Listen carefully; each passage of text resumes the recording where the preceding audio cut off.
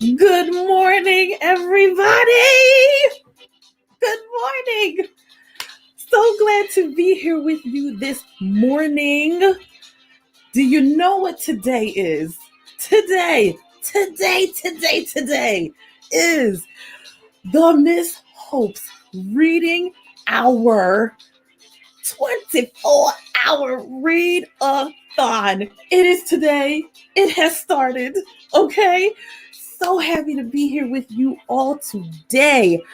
So, it has been 1 year. Actually, April the 13th was 1 year that we started, because we're a family. We've been reading together. That we started the Miss Hope's Reading Hour, okay? Why did we start it? We started it because of the pandemic and everything. Schools were closed. And Miss Hope was like, wait a minute, I miss my kids. And I wonder how they're feeling during this time. So, in order to bring some joy and some calm and some comfort to everybody, that's why Miss Hope's Reading Hour was started. And because I know from personal experience that there are some kids out there without books in their house, not just here in Philadelphia, but all over the country and all over the world. So that is the reason why Miss Hope's Reading Hour was created. And in celebration of our 1 year anniversary, we are doing the 24-hour Read and Raise Read-A-Thon. If you notice this here, right here, that says go to the GoFundMe to donate, okay? So we are all not just reading, but we are also donating money to 3 worthy organizations. First one, West Philadelphia Action for Early Learning. Second one, the Ronald McDonald House Charities. The third one, Heifer International. That is who we are donating to. Thank you so much to those who have already donated. Also, you have an opportunity to still become a guest reader throughout the day. If you decide you want to come on, you got a book in your house that you think that the kids would like to hear, so you can come on and read. I'm going to put the link in the chat while one of my friends is reading, okay? So we have some guests who will come on. There will be some surprise guests because if you come on throughout the day, then I will be, oh, who is this? What would you like to read? So we will probably have some surprises. One basic rule is if you come on to be a guest reader, well, it's not one rule. It's all wrapped up. But you come on, you are respectful. If you come on, you have books that are appropriate for children, because though this is meant to be a very fun event, if you are not respectful and appropriate, Miss Hope will tell you gotta go. And probably not tell you gotta go, you just gonna go. Okay? So, with all of that out of the way, oh yes, and our disclaimer, all the wonderful music that you will hear today, and all of the amazing books that you will read with us and be read to you, Miss Hope's Reading Hour do not own the rights to them, but guess what they're here for? They are here for your listening and reading enjoyments, okay? Now, as you can hear the Stevie Wonder happy birthday music in the background, happy birthday to Miss Hope's Reading Hour. Happy birthday. All right, so friends, I have a friend who's here to read for you, okay? And she is from the school that I work at. I will let her introduce herself, okay? So, without further ado, here is my friend. Good morning, Miss Hope. Hello, Miss Iannelli. Hi, how are you? Good morning. Good morning, Miss Hope's Reading Our Family. This is an amazing event. You should be so proud of yourself. We are very proud of you. And I'm just my heart is bursting with joy to share some literature and some knowledge with your family. So thank you for having me. Oh, I'm so glad that you're here. And just to let you know, you will be seeing some recordings from some of her students who actually have been students of mine in the after school program. And I saw their videos and I was like, oh my goodness, I'm so happy. Like it made my heart feel so good. So we're so happy to help you. All right. So let me, Miss Iannelli, let me get you some ambiance because you Okay. deserve some. Oh, Because that's what we do. That's what we do here on Miss Hope's Reading Hour. We give ambiance. Okay. okay. So let's see which music we're gonna play for you because you deserve some good music. Thank you Okay. so much. And also, friends, after Miss Iannelli reads, I'm going to let you know about basically how the day is going to go. Because hold up. There we go. So I'm going to let you know how the day is going to go. Because it's going to be a little different than you think. So I will let you know how the day is going to go after Miss Iannelli reads, okay? All right. So let me turn it down. I don't want it to be too loud.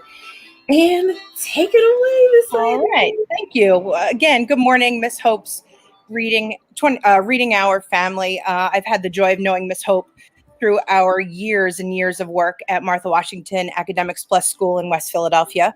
She and I have shared many students and families of children. I teach middle school. I teach 6th, 7th, and 8th grade here in Martha Washington. And today I'm going to be reading for you one of my favorites. It's called The Giving Tree, and it's written by Shel Silverstein. Okay.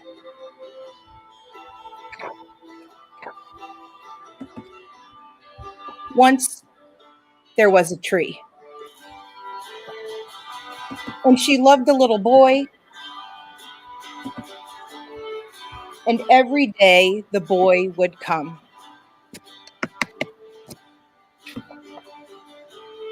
And he would gather her leaves and make them into crowns and play king of the forest. He would climb up her trunk and swing from her branches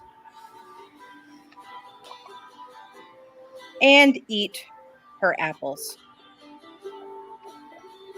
And they would play hide and go seek. And when he was tired, he would sleep in her shade. And the boy loved the tree. He loved the tree very much, and the tree was happy. But time went by, and the boy grew older, and the tree was often alone. One day the boy came to the tree, and the tree said, "Come, boy, come climb up my trunk and swing from my branches and eat my apples and play in my shade and be happy." "I am too big to climb and play," said the boy. "I want to buy things and have fun. I want some money. Can you give me some money?" "I'm sorry," said the tree, "but I have no money. I have only leaves and apples. Take my apples, boy, and sell them in the city. Then you will have the money and you will be happy." And so the boy climbed up the tree and gathered her apples and carried them away, and the tree was happy. But the boy stayed away for a long time, and the tree was sad. And then one day the boy came back, And the tree shook with joy, and the tree said, "Come, boy, climb up my trunk, swing from my branches, and be happy." "I'm too busy to climb trees," said the boy. I want a house to keep me warm," he said. "I want a wife and I want children, and so I need a house. Can you give me a house?" "I have no house," said the tree. "The forest is my house, but you may cut off my branches and build a house, and then you will be happy." And so the boy cut off her branches and carried them away to build his house.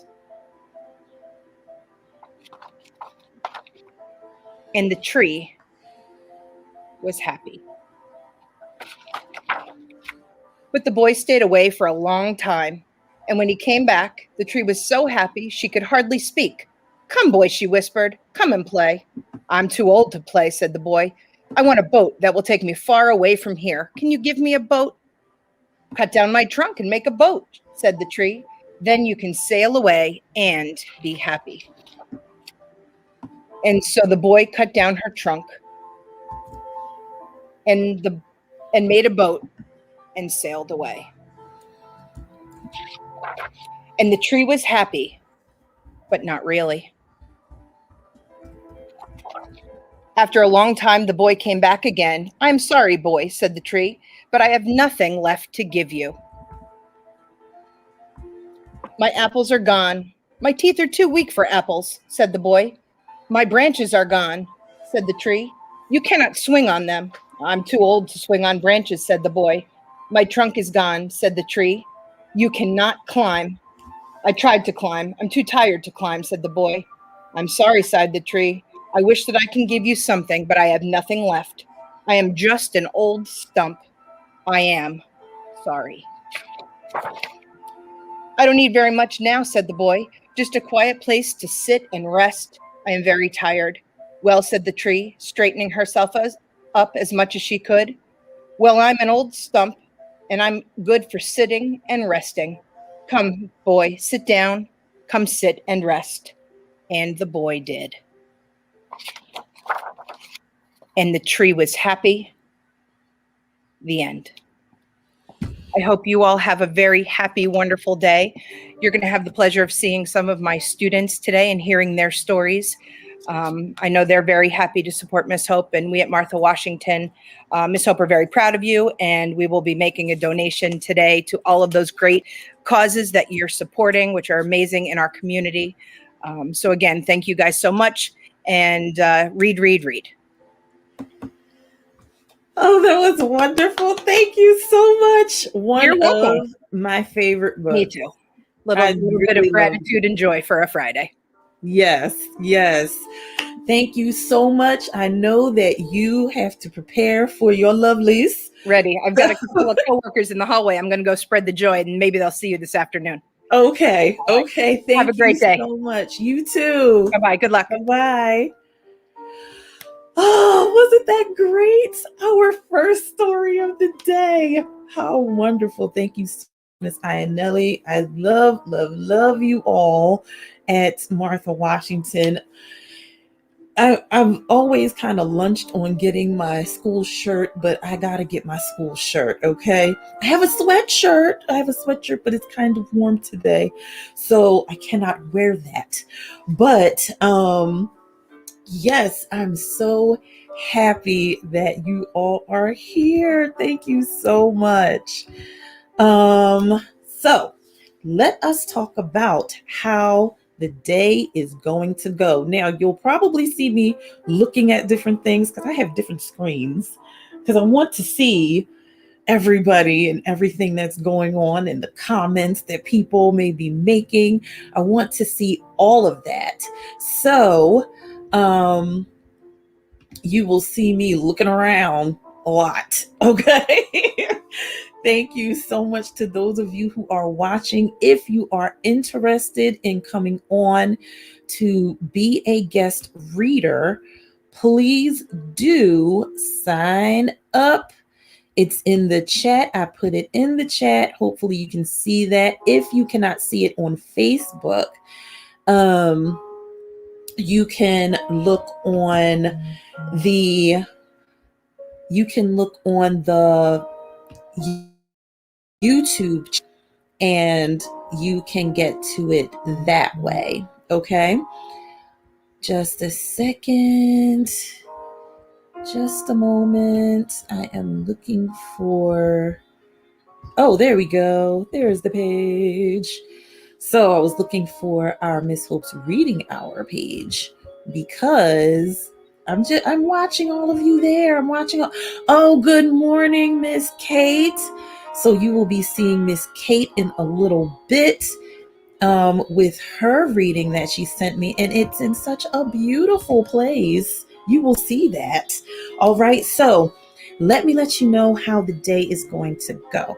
So, because we are on a streaming service, I believe that we can stream for up to 4 hours. So, there will be 6 segments of Miss Hope's Reading Hour, 24-hour Read and Raise Read-A-Thon. Okay, so that is how that will go. We will have 6 segments, and I will let you know when we're near the end of a segment. And then I will let you know in about how many minutes we will be coming back at the end of a segment. So during the segments, you will be seeing some recordings from people who sent recordings of themselves reading books.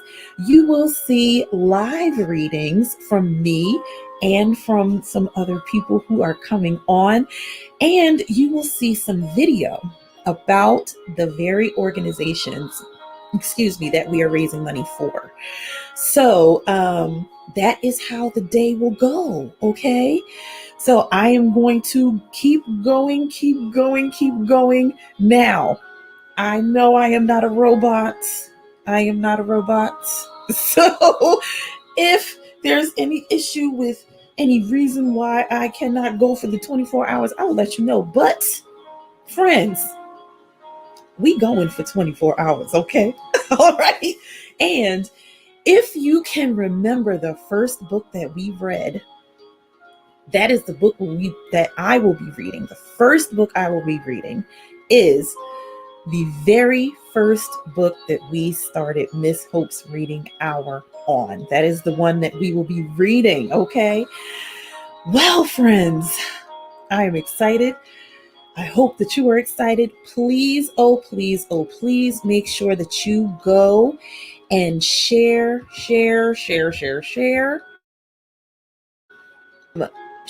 people the Miss Hope's Reading Hour, and how many and other people that may want to come on. Thank you so much, Miss Brandy, one of my students' parents, who is watching as well, even while her child is in school. Thank you so much. Hopefully during the break and later on today, because we will be on from 8 a.m. today till 8 a.m. on May the 1st. Okay. So happy that you all are here. Now, what I want to do is before I get to the next reading, I want to share with you a video about one of the organizations that I will be, we all will be donating to. So there are some people who have already donated to the GoFundMe. Thank you so very much for your donation. I'm also going to put that link into the chat so that while we are going on in this segment, that you can go onto the GoFundMe and you can donate. Any amount will help all of these organizations. And also, I will try to keep the GoFundMe up for about 2 weeks after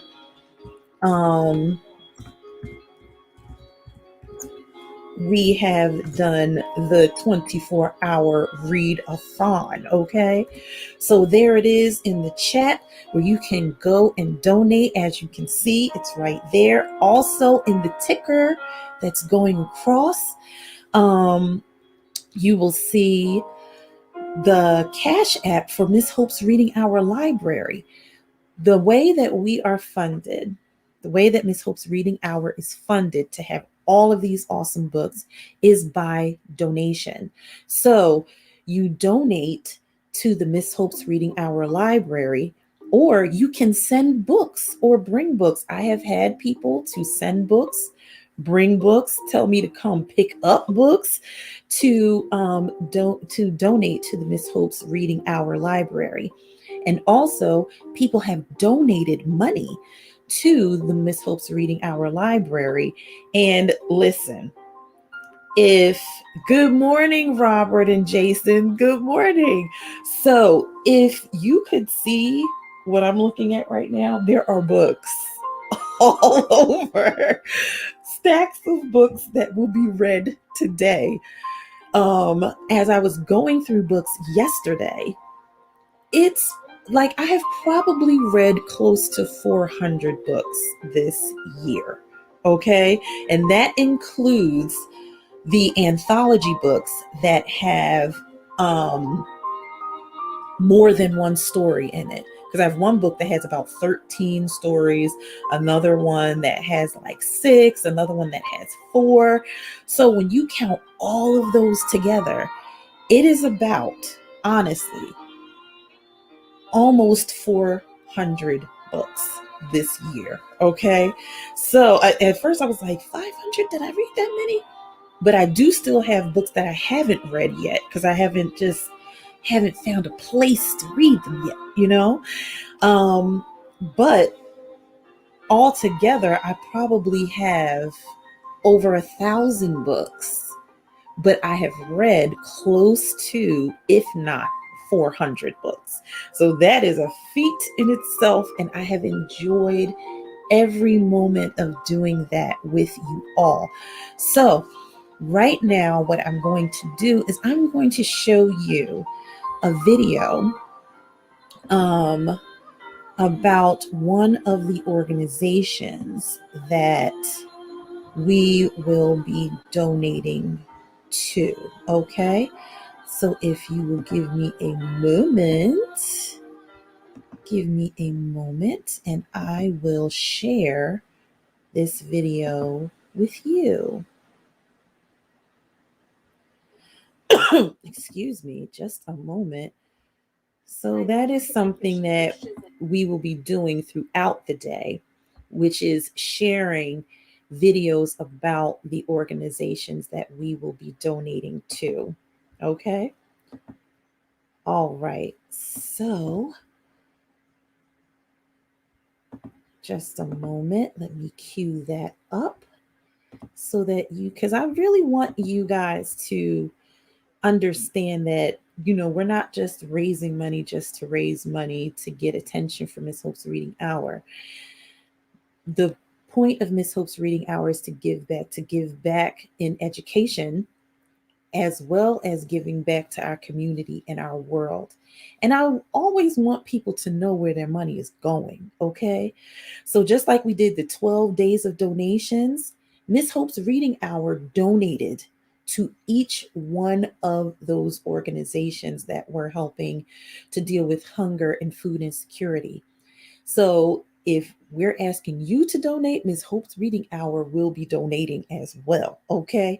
So let me share my screen. Share. Let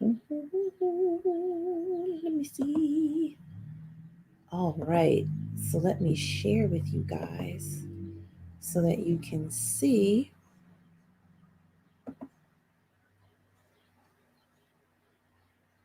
All right. Just a moment. I want to make sure that everyone can see what I'm seeing before I start the video.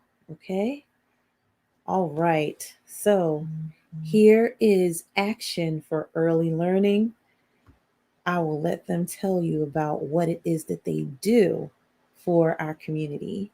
Really truly benefited my son in so many different ways. My name is Maria Walker, and I'm Let me start that over. I want you to hear everything. Thank you for early learning. Really truly benefited my son in so many different ways. My name is Maria Walker, and I'm Project Director for Drexel University's Action for Early Learning. Action for Early Learning is a Drexel-led collaboration of social service, educational, and community agencies working together to create a support system for families in West Philadelphia, particularly in the Promise neighborhood, to increase quality education improvement. I'm representing Delaware Valley Association for the Education of Young Children as the Alliance Manager for Action for Early Learning.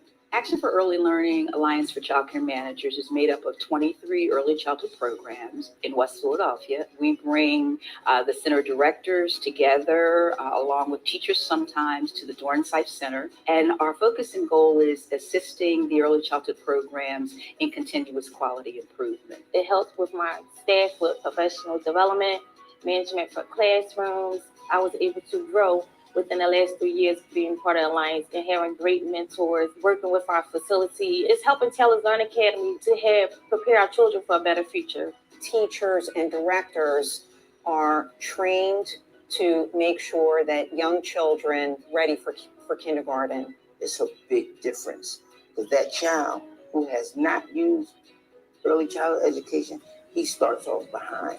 Action for Early Learning has a very strong focus on early literacy. Functional literacy is on the rise, and we need not let these children from 0 to 8 that's coming up right now be that way. So we were able to have a partnership with Read-A-Thon. Their dream and our dream was just to get books in the hands of every single organization that had touch with children. To just improve the quality of the centers wouldn't be enough. If the community didn't buy into it, and if parents didn't understand the reason why it's important to improve those centers, the children wouldn't benefit from the work. People's Emergency Center created an excellent cohort of family ambassadors to spread the word about the need for families and caregivers and parents to make sure that their children are attending high-quality centers. Family ambassadors are very good. They come out to each event that we have at the center. They talk to the parents and have the parents get engaged with whatever activities we have going on, whichever information they have in reference to childcare. Talk to the parents one-on-one. They get first-hand knowledge how to not just help themselves and help their children, but they get a chance to help other children through their experiences. It takes a village to raise a child. Everybody has to be involved. It is not a thing where everybody's separated, everybody's different, but we're all of like minds and we're communicating and we're able to help one another out. The biggest goal for me is just community.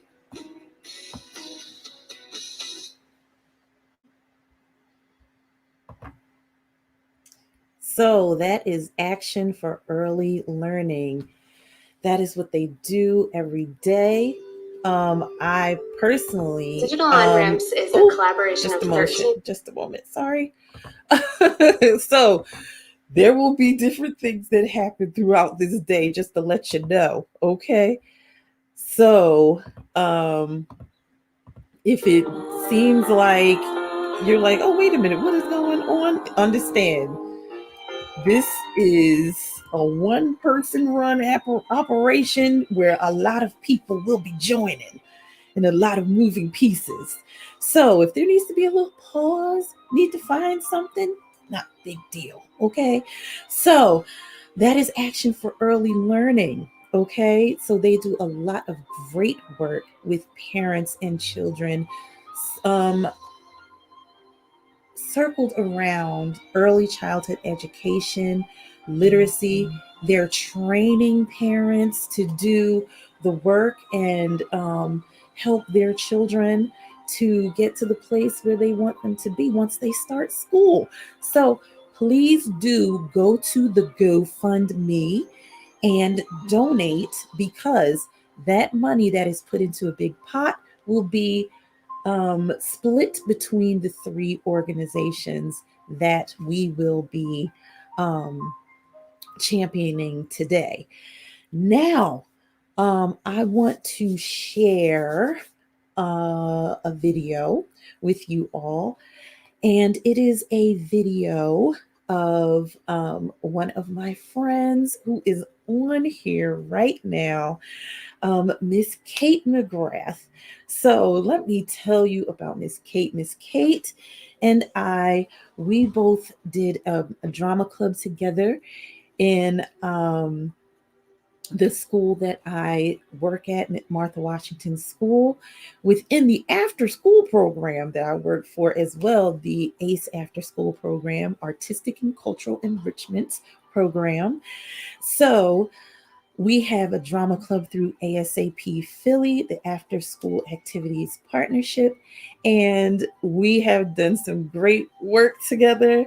We have brought drama and theater to children through literacy, and she wanted to share a story with you in a very beautiful background.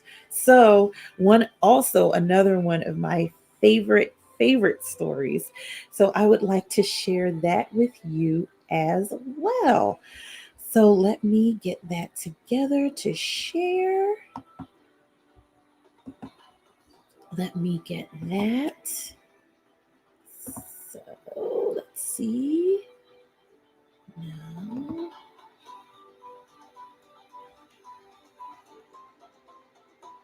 Just a moment.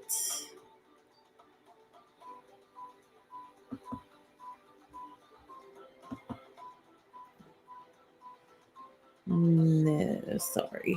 That is not the right one. Stop that one. Okay, just a moment. So I will get that video up for you. Just a moment. So let's see. I have to get that video up for you.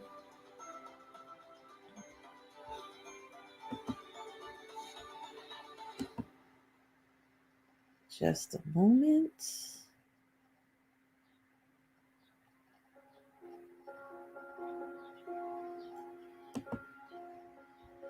I just had it right here and now I can't find it.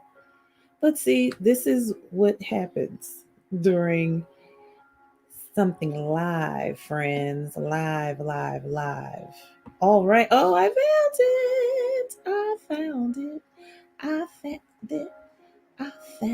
it. Oh, wait a minute. It's right here. Okay. It was right in front of my face and I did not see it. So let's try that again so we can get that. Window. Oh, there it is. Beautiful. All right. So this is Miss Kate sharing her story with you all.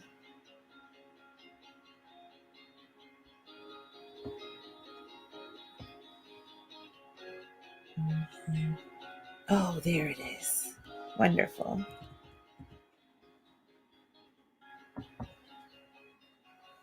Hi, everybody. I'm Kate McGrath. I'm a friend of Miss Oaks, and I'm so happy to help out with Read-A-Thon.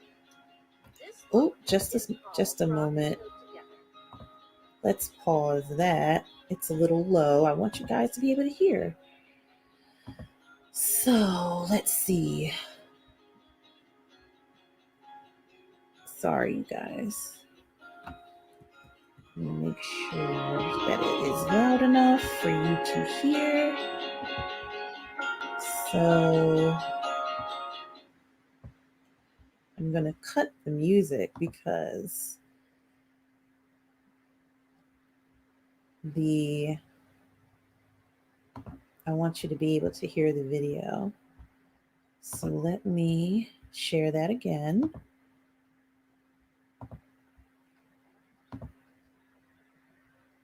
And, oh, did I close it? Oh no, I closed it. Oh goodness, you guys. All right, so let's find it again.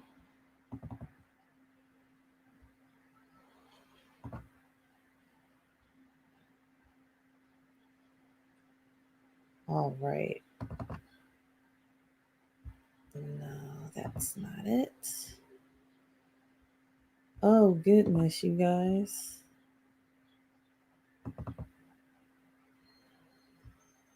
Just a second.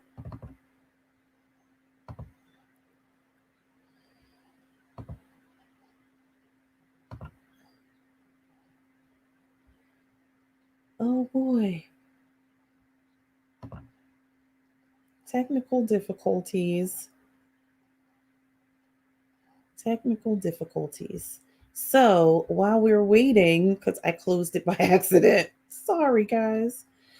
So while we are waiting for that, let's see, what I will do is I will play you a video about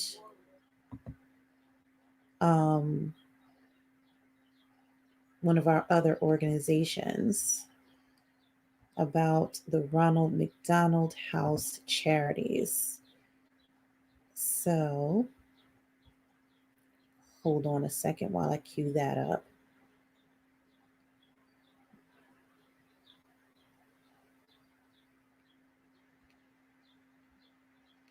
Just a moment. Oh boy. All right. Okay, now we will share this.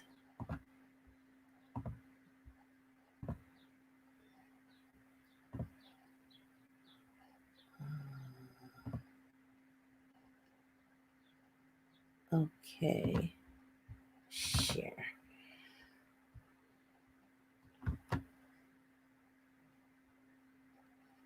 Ronald McDonald House Charities.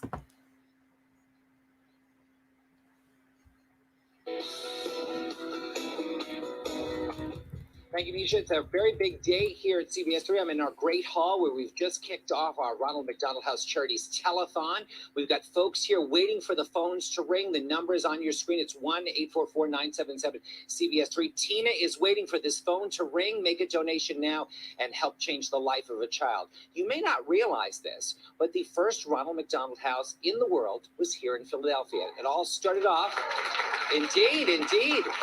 And it all started due to the Eagles and a little girl with leukemia.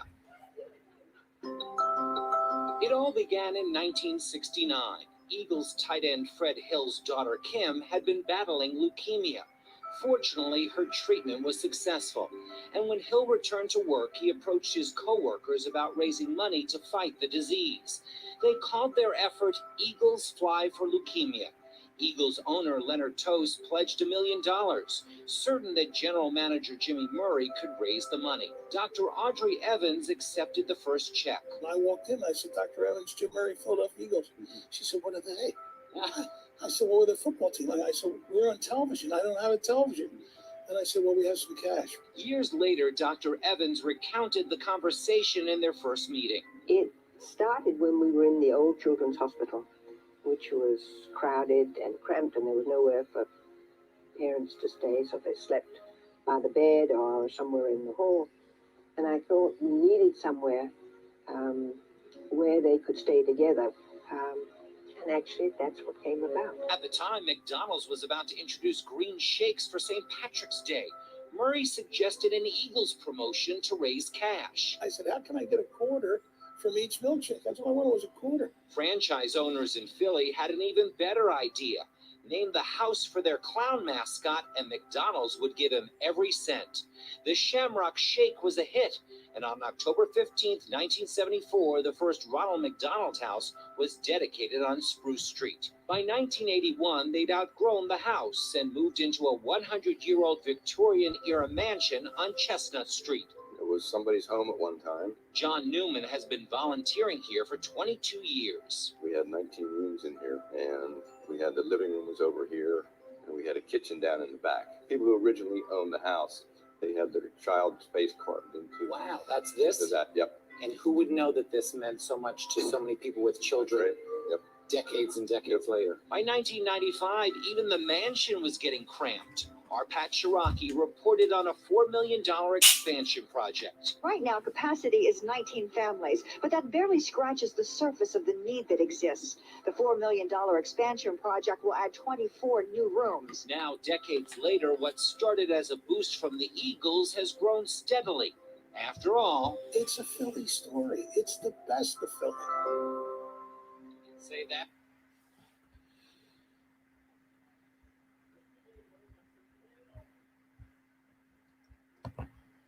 So, my friends, stop what you're doing right now if you're a woman or a man over the age of 40 and you struggle with weight. Sorry. So, my friends, that is the story of the Ronald McDonald House. Did you know that the first one was in Philly? And Martha Washington fam, West Philadelphia fam, the first one in the world in West Philadelphia, okay? So there is also now one in North Philadelphia right next to St. Christopher's Hospital.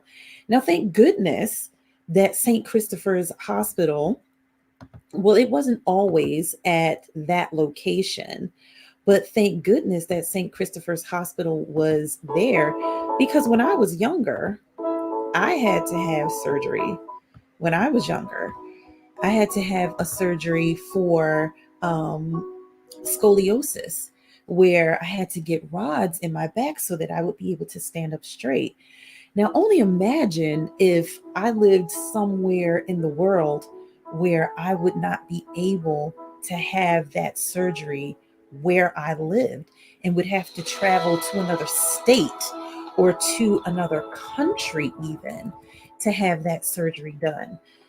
That is what the Ronald McDonald House does. They allow for families to be together instead of having to be apart during the time that they have to deal with a child's illness or surgery. So, hand claps for the Ronald McDonald House charities. Also, look here, look in the chat. The GoFundMe is there. So please do donate to them, okay? Excuse me, they do a lot of great work, not just in this country, but all over the world. There are now Ronald McDonald houses all over the world to help and families who are dealing with serious childhood illnesses and serious surgeries that children have to receive, and their parents don't have to pay to live there. They don't have to pay to eat there. They don't have to try to find hotels or anything like that. And the children don't have to travel to these places by themselves. They get to have their moms and their dads, and a lot of times their siblings there right near them, so that they can feel a sense of home while they're dealing with this serious illness or serious surgery. So kudos to Ronald McDonald House Charities. While we're at it, since we're sharing, okay, how about we go to Heifer International and share a video about Heifer International. Okay, so let's see which one we are going to share. All right.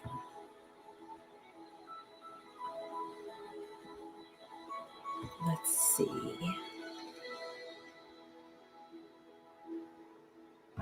Oh, this is a perfect one. So, and just to let you know, most of the videos that I'm sharing today, just want to make you aware, most of the videos that I'm sharing today were pre-pandemic. So they were not, exhibiting social distancing because they didn't have to. So I just wanted to make you aware of that. If that made anyone uncomfortable, just to let you know, most of, if not all of these videos were created pre-COVID-19 restrictions. Okay, so let me share with you this video about Heifer International. let me share that with you, because I want you guys to know when you donate where your money is going, okay?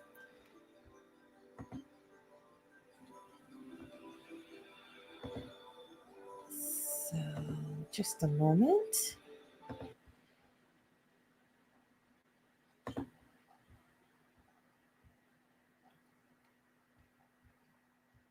Let me stop that share. Let's share again.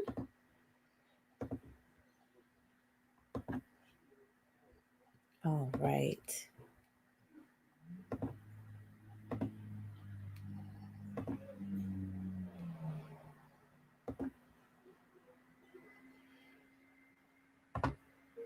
This is Alton Brown for Heifer International. And I used to have a goat. All right, maybe it wasn't a goat. Maybe it was a cow or a water buffalo or a sheep or a llama or trees or chickens or even bees. In which case, a leash would seem perhaps odd. Okay, my goat's not really missing. It went to a family somewhere in the world or even here at home. It went to people who really needed it. Why a goat, you might ask, or a cow, or a water buffalo, or bees? Why not send tractors if you want to help? Well, first, because in most of the places in the world where heifer works, the nearest gas station is a very long way off. Gas probably costs about $1,000 a liter. As for a mechanic, well, that's like in the next country. And let's face it, an animal has a much better engine, one that can move people's lives. You turn it on, it gives you milk, or wool, or eggs. It plows fields, it produces, how can I say this politely, fertilizer that makes crops grow. It's like giving someone a small business because all of those products, the milk, the wool, the eggs, turn into income for medicine, school, clothing, a better home, a sustainable livelihood. And the animals produce livestock because, animals make baby animals. That's what they do. Try that with a tractor sometime. Anyway, the next thing you know, the family is passing on the gift, sharing the animal's offspring and the training that came with it with another family who does the same thing, and so does the next family and the next, until pretty soon you've helped to lift a whole community out of poverty. Cool. Hi, everybody. See, I'm Heifer Kate McGrath. International isn't just about animals and training. It's about the amazing things that happen when people realize they can stand strong all on their own. Like the resourcefulness and skills they discover, the communities that grow, the attitudes that change. It's amazing. Suddenly, hope happens. And it's like somebody turned on a switch. And you know what else is amazing? It's the power you have to make the lasting change happen all over the world every day. That's where my goat went. And that's what you start with one gift to Heifer International, a gift that grows, and maybe the best, hardest working gift you'll ever give. And that, my friends, is a recipe for lasting change. All right. What an awesome story. Awesome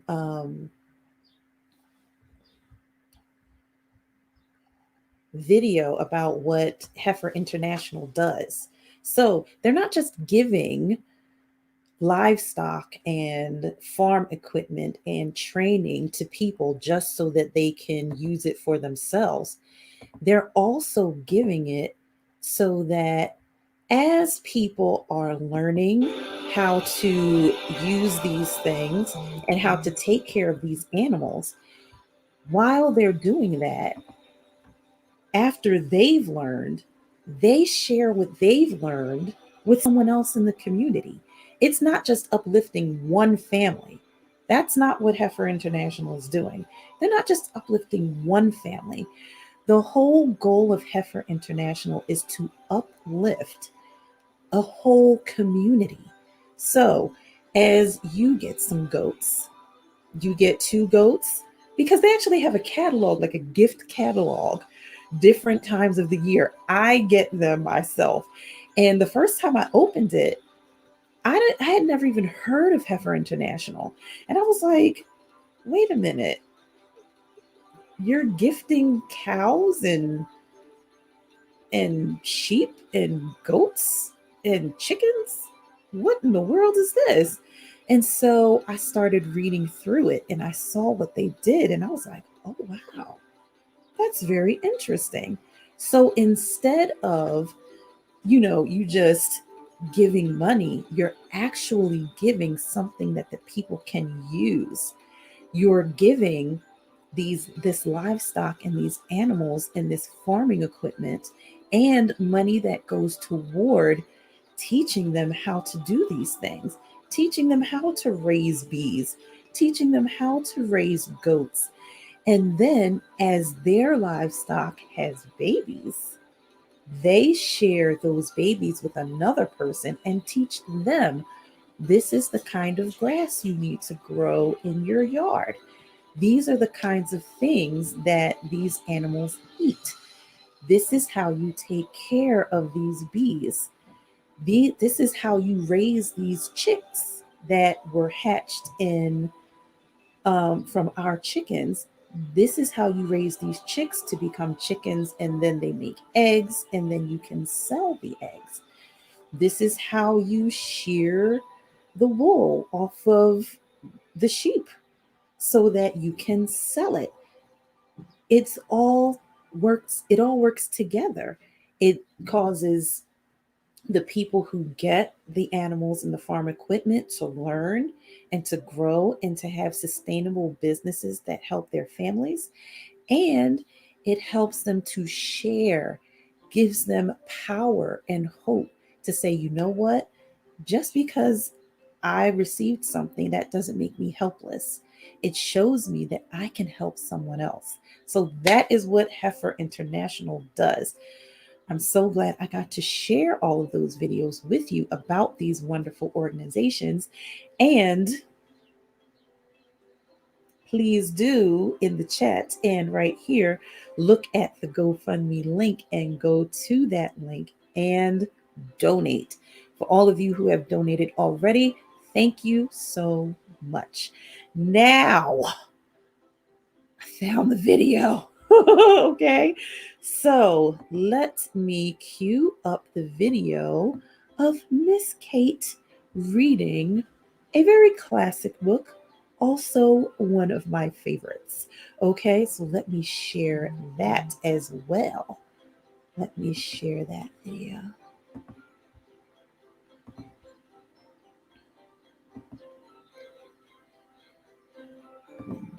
There we go. All right, so let me stop the music before. And let me share Miss Kate with you all.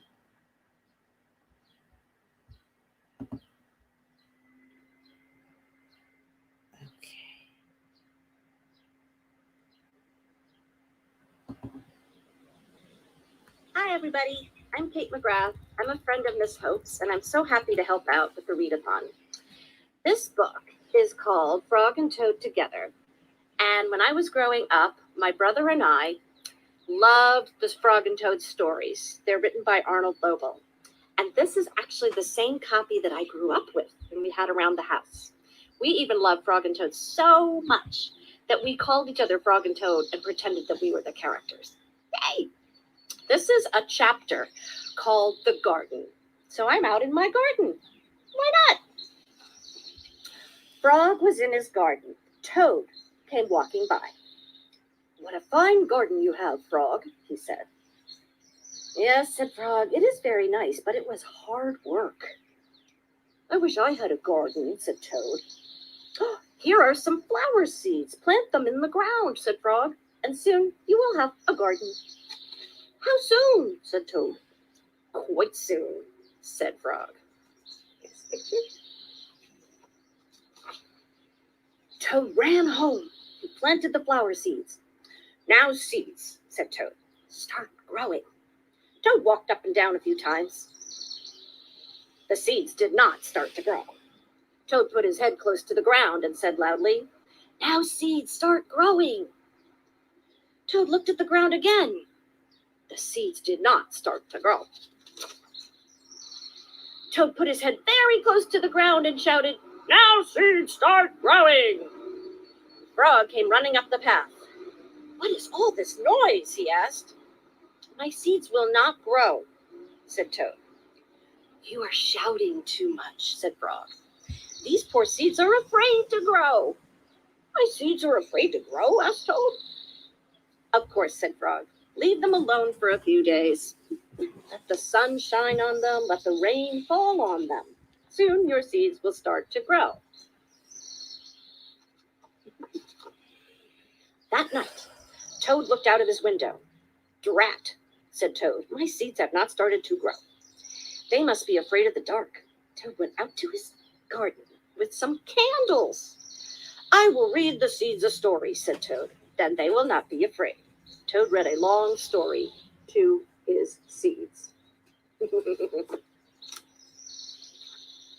All the next day, Toad sang songs to his seeds, and all the next day, Toad read poems to his seeds, and all the next day, Toad played music for his seeds. Toad looked at the ground. The seeds still did not start to grow. What shall I do? Cried Toad. These must be the most frightened seeds in the whole world. Then Toad felt very tired, and he fell asleep.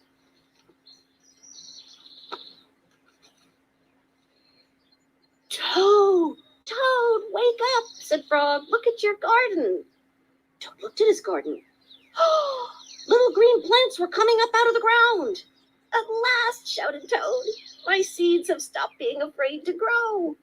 And now you'll have a nice garden too, said Frog. Yes, said Toad. But you were right, Frog. It was very hard work. The end. Hope you enjoyed that chapter from Frog and Toad Together by Arnold Lobel.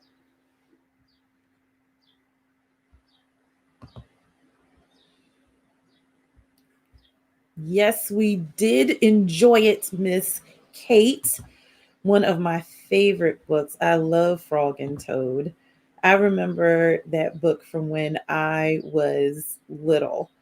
I remember reading the Frog and Toad books, and I was like, oh, that's so, like, I always thought it was so cute, like them just being friends together, Frog and Toad. And I remember going to the Arden Theater with our students to see the play about Frog and Toad. If you have never been to Philadelphia, and if your children are into theater, I think that you should go to the Arden Theater. You definitely should. They put on awesome shows. So hopefully when things open up more, they will be able to come in, hopefully maybe do some online shows, but their shows are so great, and the way that the theater is shaped, it's so immersive. It's like you feel like you're in it. Like sometimes they're running up the aisles past you, there's things happening above you, all around you. So it's really, really fun. Oh, thank you so much, Tanya.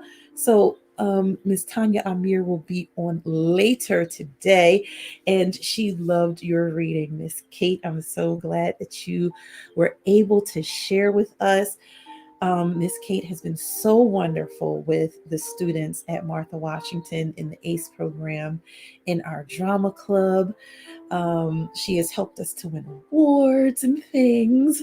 So it has been a really awesome experience working with her and ASAP, after school activities partnership in the drama program. So now, guess what I'm going to do? Okay. I am going to read you all a story.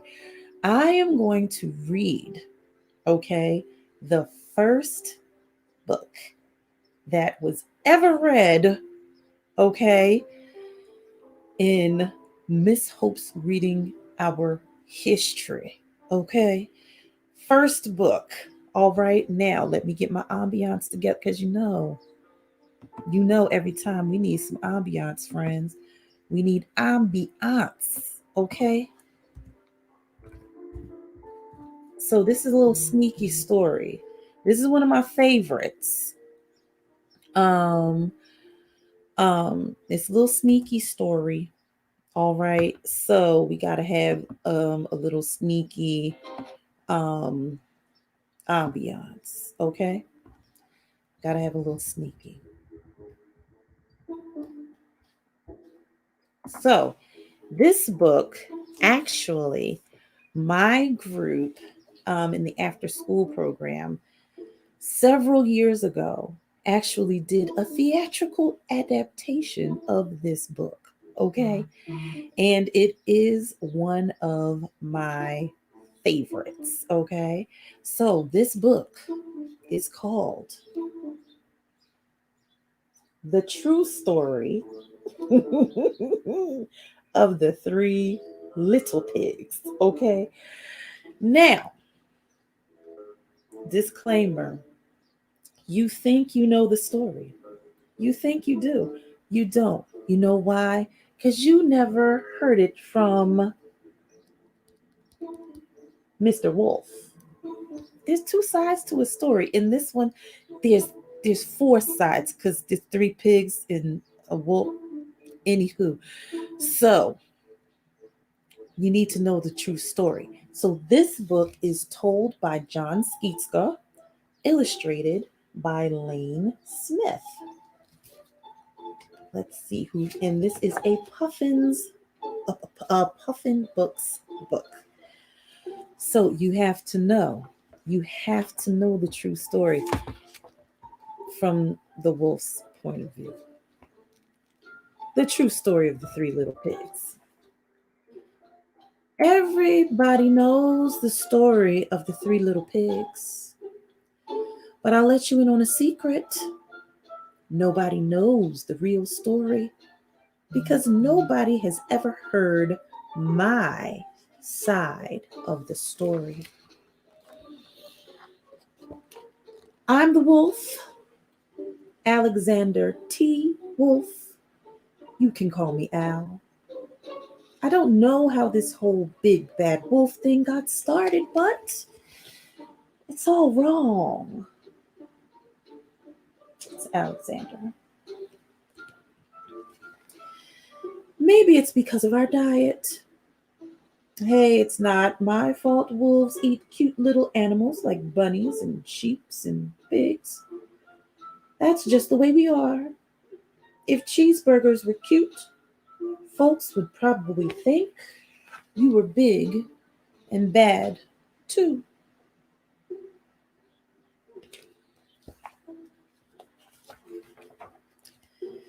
But as I was saying, the whole big bad wolf thing is all wrong. The real story is about a sneeze and a cup of sugar. This is the real story.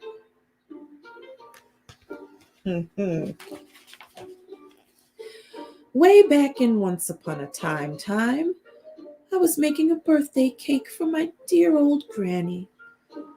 I had a terrible sneezing cold, and I ran out of sugar.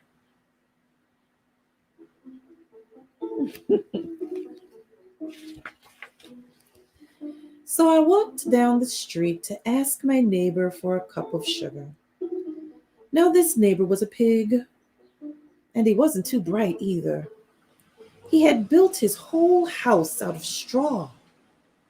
Can you believe it? I mean, who in his right mind would build a house of straw?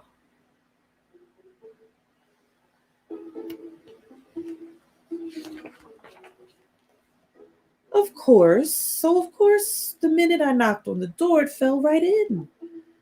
I didn't want to just walk into someone else's house. So I called, Little pig, are you in? No answer. I was just about to go home without my cup of sugar for my dear old granny's cake, when my nose started to itch. I felt a sneeze coming on. Well, I huffed and I snuffed.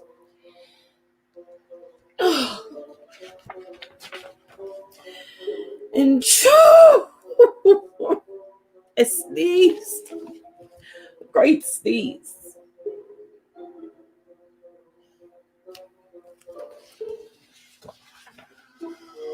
And you know what? That whole darn straw house fell down. And right in the middle of the pile of straw was the first little pig, dead as a doornail. He had been home the whole time. It seemed like a shame to leave a perfectly good ham dinner lying there in the straw. So I ate it up. Think of it as a cheeseburger, just lying there. I mean, what are you going to do? Can't leave good food, right? I was feeling a little better, but I still didn't have my cup of sugar. So I went to the next neighbor's house. This neighbor was the first little pig's brother. He was a little smarter, but not by much. He built his house of sticks.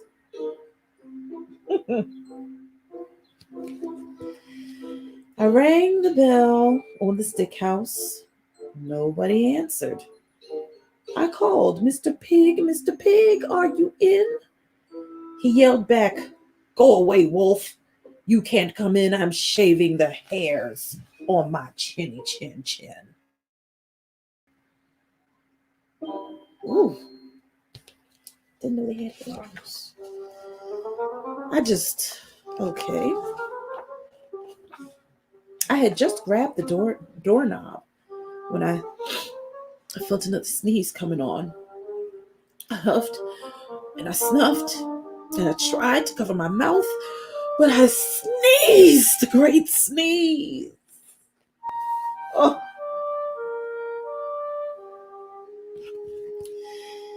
And you're not going to believe it, but this guy's house fell down just like his brother's. When the dust cleared, there was the second little pig, dead as a doornail. Wolf's honor. You gotta believe me.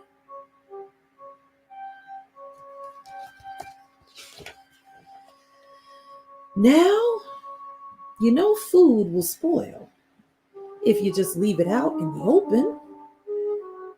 So I did the only thing there was to do. I had dinner again. Think of it as a second helping. I was getting awfully full, but my cold was feeling a little better.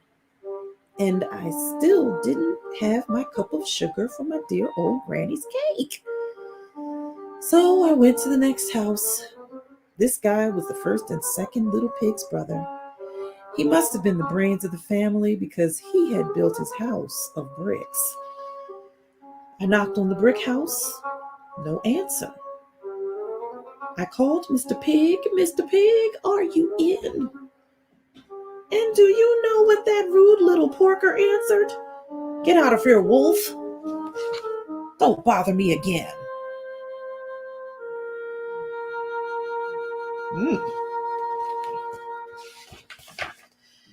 Talk about impolite.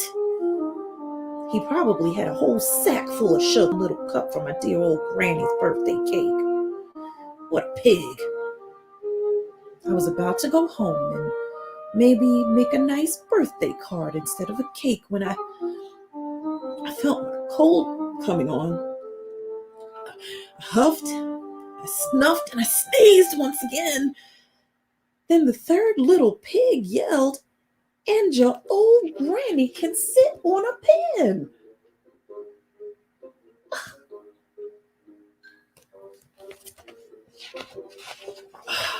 Now, I'm usually a pretty calm fellow, but when somebody talks about my granny like that, I go crazy. When the cops drove up, of course, I was trying to break down the pig's door. And the whole time I was huffing and puffing and sneezing and making a real scene.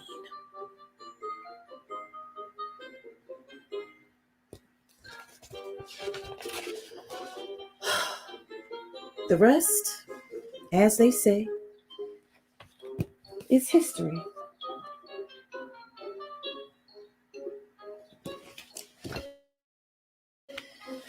reporters found out about the 2 pigs I had for dinner, they figured a sick guy going to borrow a cup of sugar didn't sound very exciting. So they jazzed up the story with all of that huff and puff, blow your house down, and they made me the big bad wolf. That's it. The real story. I was framed.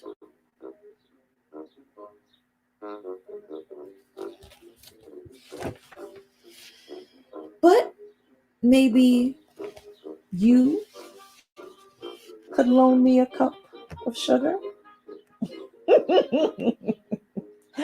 I don't think so, Mr. Wolf. I don't think so. Okay. Well, that was the first book ever read on Miss Hope's Reading Hour. I absolutely love that book. So I hope that you enjoyed it. If you are enjoying the Miss Hope's Reading Hour 24-hour Read and Raise-A-Thon so far, please make sure that you share it on YouTube. You can like and share and subscribe to Miss Hope's Reading Hour. And on Facebook, make sure that you share. Not just so that people can watch, but definitely so that people can donate. Okay? So you can look in the chat. The link for if you want to come on and be a guest reader is in the link. It's in the chat. Also, if you would like to donate, the link to the GoFundMe is also in the chat. Okay? Now, what we will do is one of our lovely Martha Washingtonites. Let me get their videos so I can share them. Just a second, because I want to share with you guys my kids, okay? Oh yes, it's here. So let's see. Oh, I gotta share my girl first. I gotta share my girl. All right, so let me pause this. I want to share my girl first. So they will introduce themselves to you as you see their videos. I'm so proud of these students who were like, oh, we want to do this for Miss Hope. So I'm going to share another video story with you all. And then we will get back to reading some more books. So after you hear this story, I'll let you know what you're going to see. So what I want to do is I want to share some great books for our very youngest of the young ones, okay? Or maybe pre-K, kindergarten students, first grade, okay? So we're going to share some of those books with you right after this video, okay? All right, so let me get that share up.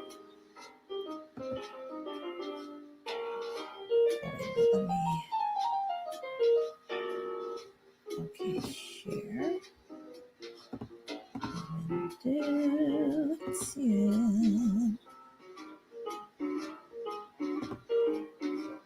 Okay, I have to put this window up. All right, so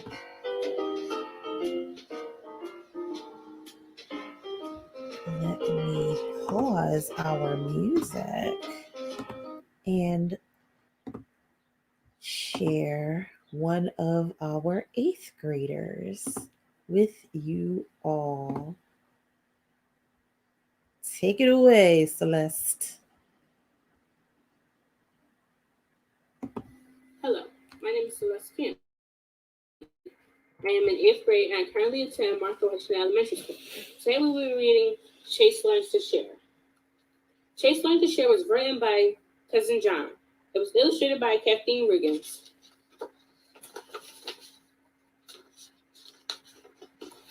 Chase Learns to Share. Chase woke up with a smile on his face. He was going to visit a special place. He couldn't barely sleep thinking about today. His parents promised to take him to the park to play.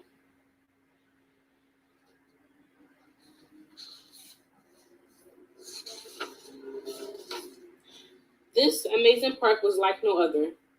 Chase could play basketball with his dad while cheered on by his mom. He could get on the swings and imagine he could fly, but nothing was better than the breeze he felt coming down the giant slide.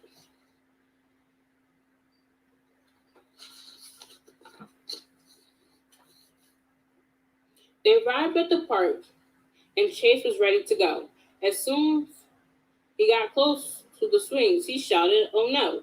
Chase stopped in his tracks and began to stare. He couldn't help but notice there were kids everywhere.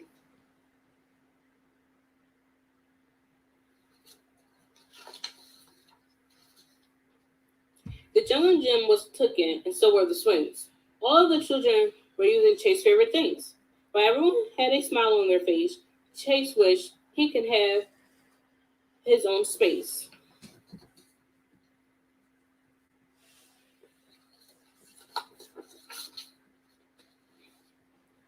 Chase found a bench and watched the other kids on the court.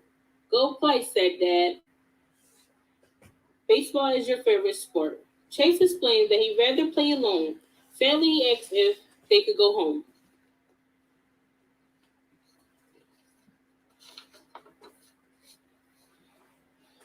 That's when Dad gave some really good advice. To make sure that Chase understood, he said it twice. "These children love the park just as much as you. If you learn how to share, you can have fun too."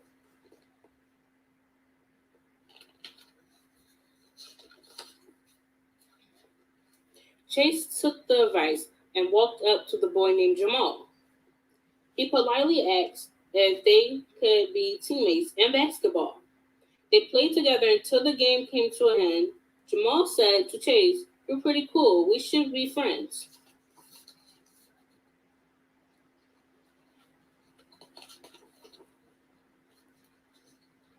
Together, the two friends walked over to the jungle gym. Then they met the twins, Kevin and Kim. Chase asked if they could share so that everyone would be able to get a chance to climb. "Sounds like a great idea," said the twins exactly at the same time.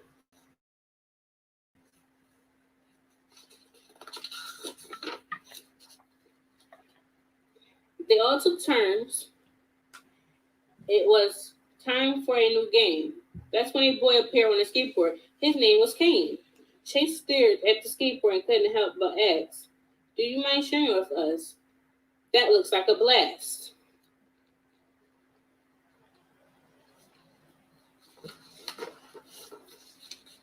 The friends took turns on the skateboard and asked Kane to give them tips. They noticed a girl named Jade who was about to have a fit. "I want that toy," she shouted. "It's not fair." That's when a group of friends decided to show her how to share.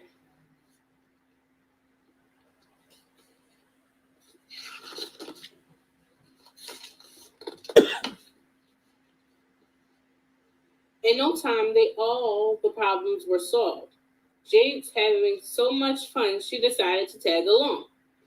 Together, the friends played soccer, had a race. They even pretend to be astronauts, exploring outer space.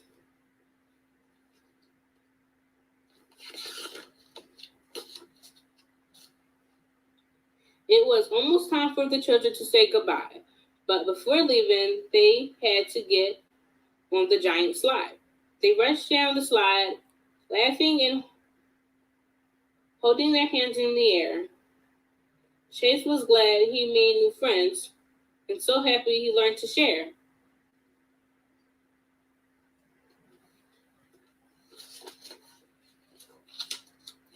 The And thank you for listening to me read Chase Learns to Share. Oh my goodness. That makes my heart so happy. So I have watched Celeste grow into a wonderful young lady, and I am so thankful and appreciative for her sharing her story with us today. Thank you so much, Celeste. Well, my friends, now let us get to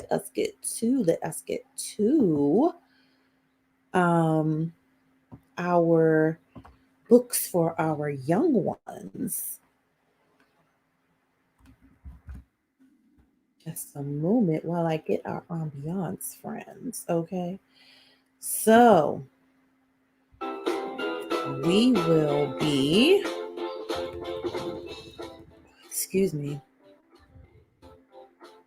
Actually, I would like to check our GoFundMe to see how we are doing. Oh, we have $95 so far. So just to let you guys know, they ask you to put how much you want to raise. So I put on there that I would like to raise $1,000 because that is one of the choices. But if we raise more than that, I will be much happier. But how, friends? How can we raise more than that? The only way we can raise more than that is if you donate and if you share this broadcast, okay? So we need you to donate, okay? So the books that we will be sharing today during this time. So I'm going to tell you, these books that are, well, the anthology of books I'm going to share right now. My nephew Thomas was in love with this character. He always wanted to, after he came home from school, because I actually was his tutor for a little while, my nephew, and he always wanted to watch this series on PBS, like when it came on. So I'm going to read you some stories from this character and from two very silly characters, but you will see those books when I get to them. Okay, so the first one, now everyone who watches Miss Hope's Reading Hour knows that Miss Hope likes an anthology, likes a book with more than one book in it. Okay, love that. All right, so I will be reading some stories from the Treasury of Curious George. Okay, so my nephew would come home from school, he would want a snack, and he would say, George. And I'm like, yes, we're going to watch Curious George, but after you do your homework. Okay, so we will be reading some books out of here, and we will be reading some Elephant and Piggy books, okay? So we'll kind of tag team them, okay? Now let's see, which book are we going to read first? Which one are we going to do first? Because there are many stories in this book. There are 1, 2, 3, 4, 5, 6, 7, 8 stories in this one book. So, since we are talking about reading and we are raising money for an organization that is helping young ones to be able to read, we are going to read our first story out of the Curious George Treasury. Curious George Visits the Library. Illustrated in the style of H.A. Ray by Martha Heston. This is a Houghton Mifflin Harcourt book.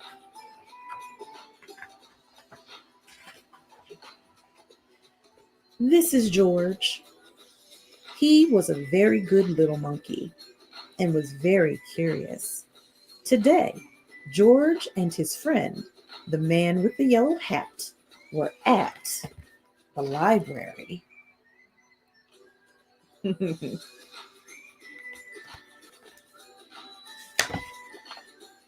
George had never seen the library before. He had never seen so many books before either. Everywhere he looked, people were reading. Some people read quietly to themselves.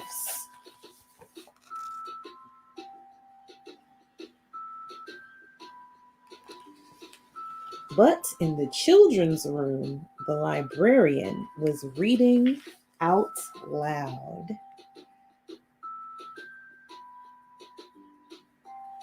When we would take my class to the library, they always loved the children's area. It was story hour. George loved stories.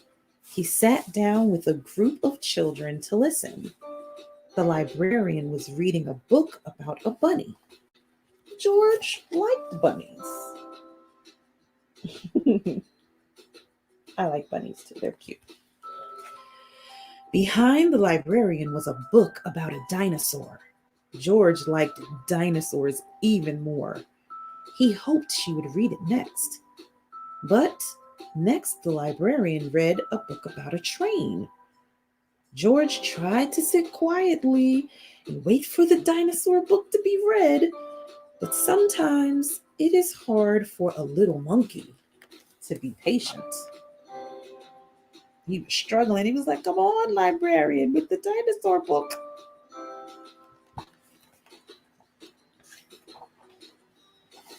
When the librarian started a story about jungle animals, George could not wait any longer.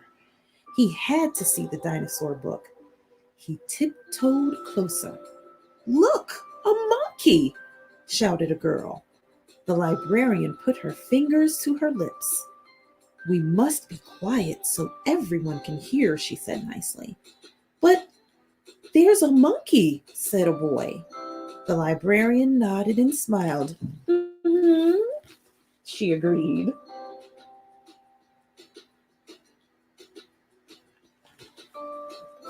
When she finished reading the jungle story, the librarian reached for the dinosaur book. Where did it go? And where was George?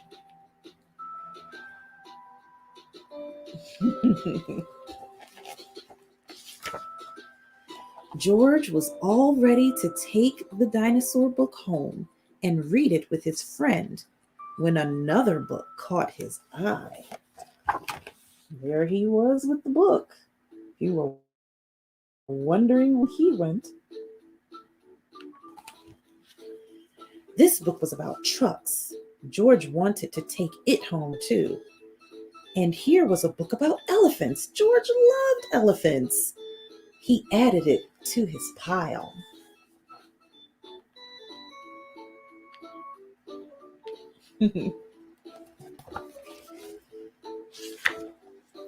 George found so many good books. He soon had more than he could carry. He leaned against the shelf to rest. Squeak went the shelf. Shh, said a man. Squeak went the shelf again, and it moved. Why, it wasn't really a shelf after all. George had found a special part for carrying books.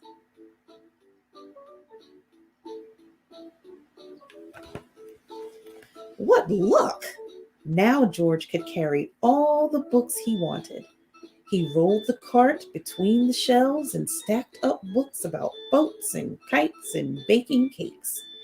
He climbed higher to reach books about cranes and planes.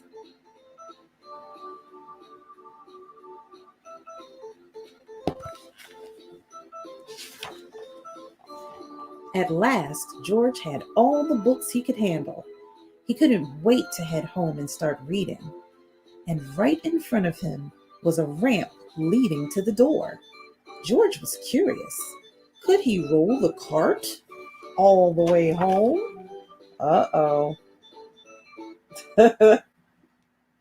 You smell trouble. Down the ramp George went. The cart rolled faster and faster. Stop! A library volunteer shouted. Come back with my cart! But George was too excited to listen. The cart was picking up speed, and George was having fun.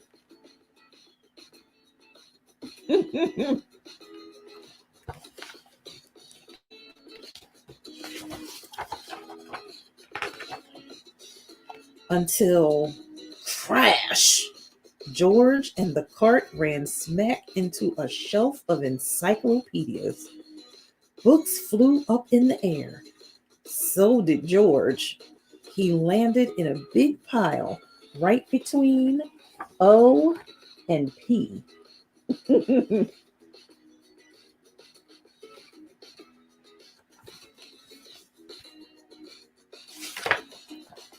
Oh no, moaned the volunteer when he saw the mess George had made. How am I going to put all of these how am I going to put away all of these books? I'd like to borrow this one, said a boy from Story. And I'll take this one, said a girl. Oh, that was a mess. That was a big mess. With help from George and the children, the books were sorted in no time. Soon there was just a small pile of George's favorites left. At least he helped clean up.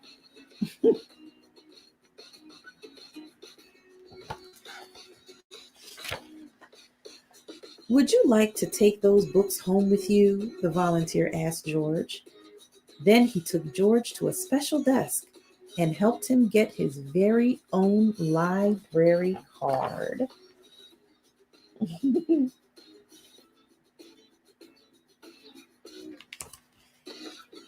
George was holding his brand new library card when his friend arrived with a stack of books of his own.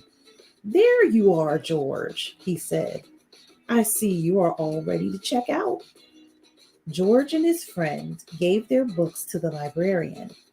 She smiled when she saw George's pile. I was wondering where this dinosaur book went, she said. It's one of my favorites, too. The librarian stamped the books and handed them back to George.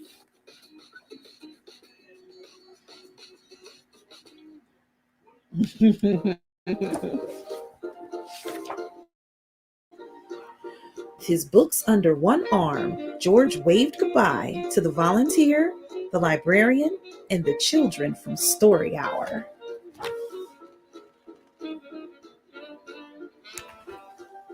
Come see us again, George, the librarian said, waving back. Enjoy your books.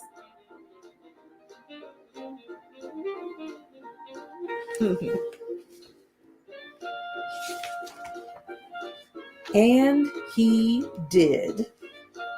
The end.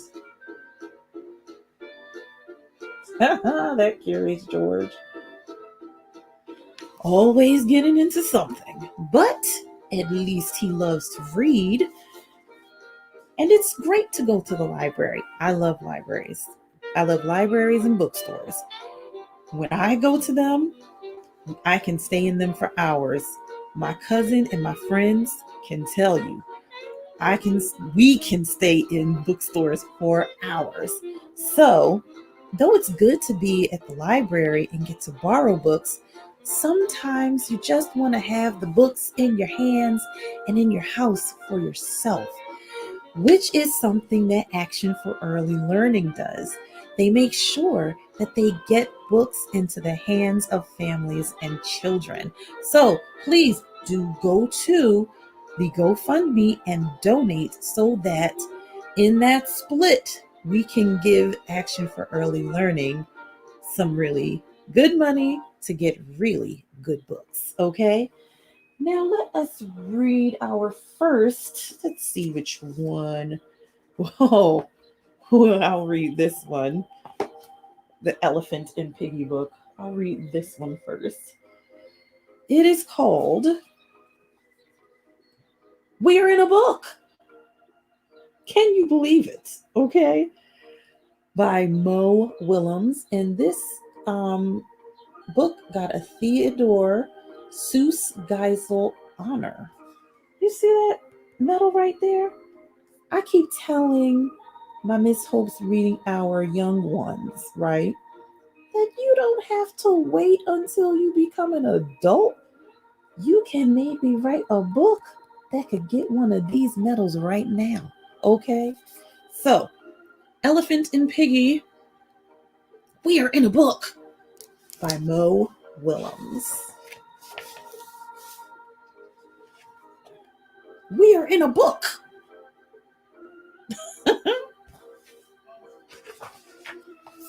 Thank you.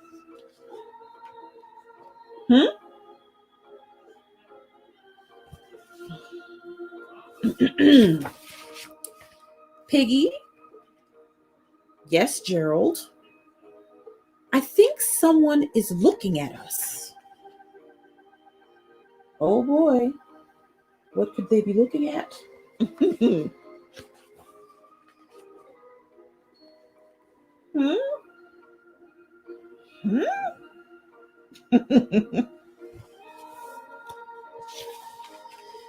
Someone is looking at us. Who is looking at us?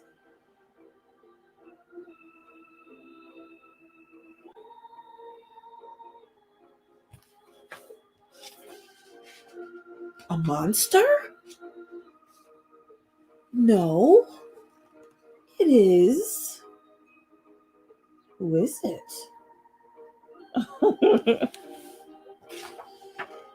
A reader. A reader is reading us? What? How is a reader reading us? A reader is reading these word bubbles. Ew.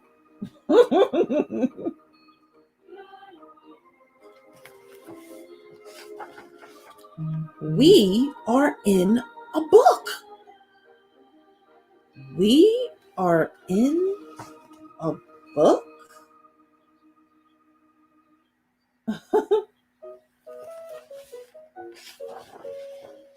That is so cool. Oh, this is amazing.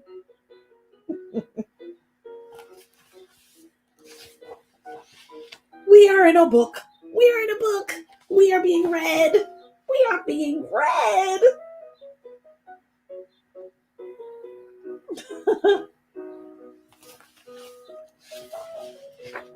Oh, I have a good idea.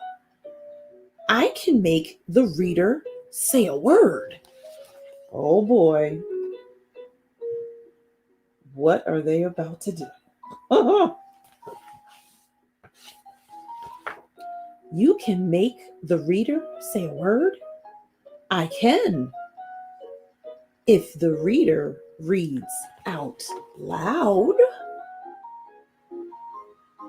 what are they going to have the reader say? Let's see. That's a good idea. That is a funny idea.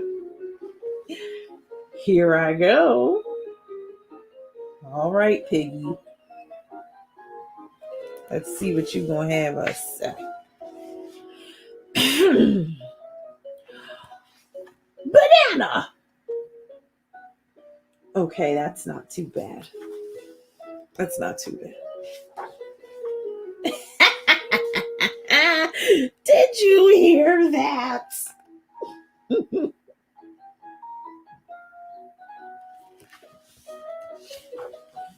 The reader said, banana.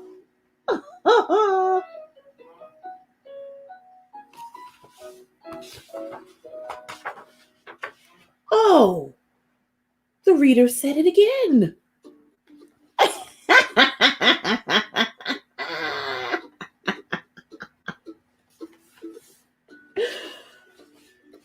Oh, honey. Oh. Oh.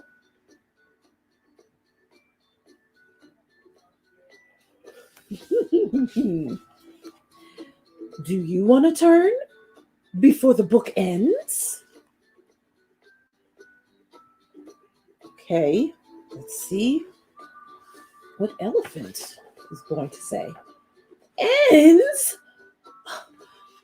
The book ends? Oh. Yes, all books end. When will the book end?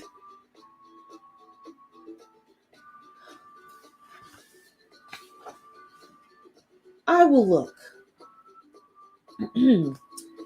Page 57.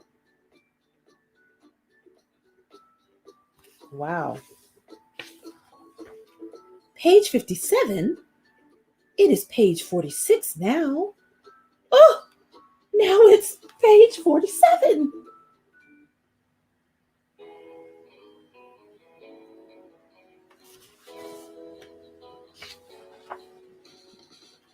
This book is going too fast. I have more to give.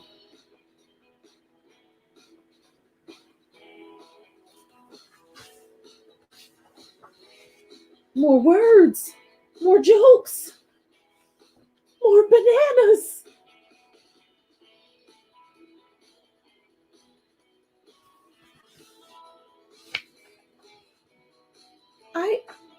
I just want to be read. I have a good idea.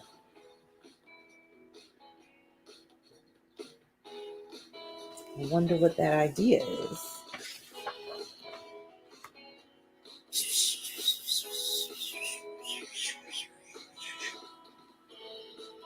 That is a good idea.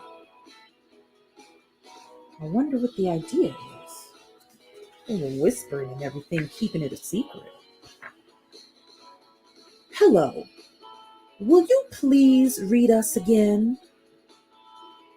I hope this works. Me too.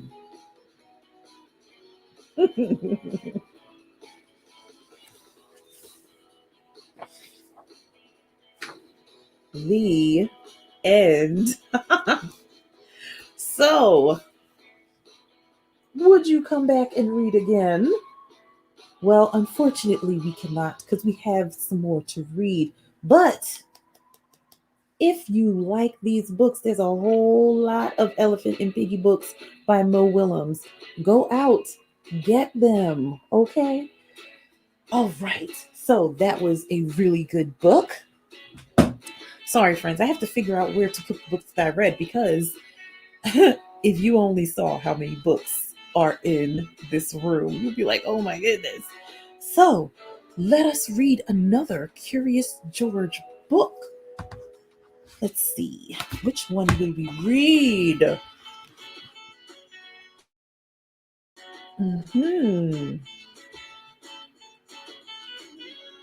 Okay, so since it is springtime and people are going to be outside more, let's read Curious George Goes Camping. Again, this is by Margaret and H.A. Ray, illustrated in the style of H.A. Ray by Vipa Interactive. And again, this is a Houghton Mifflin Harcourt book. Right, so Curious George Goes Camping. Again, this is George. He was a good little monkey and always very curious. This weekend, George and his friend, the man in the yellow hat, had special plans. They were going camping.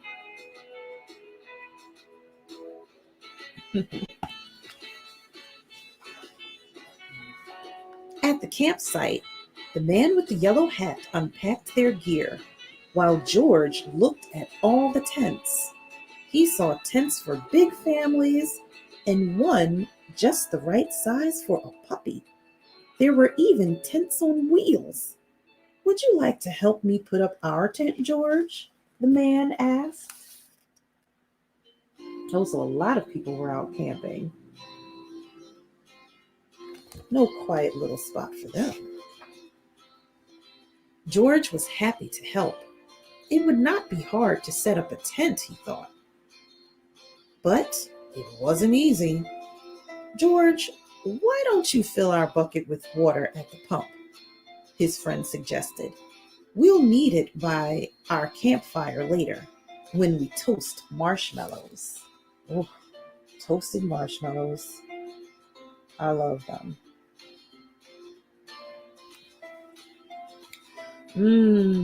Marshmallows.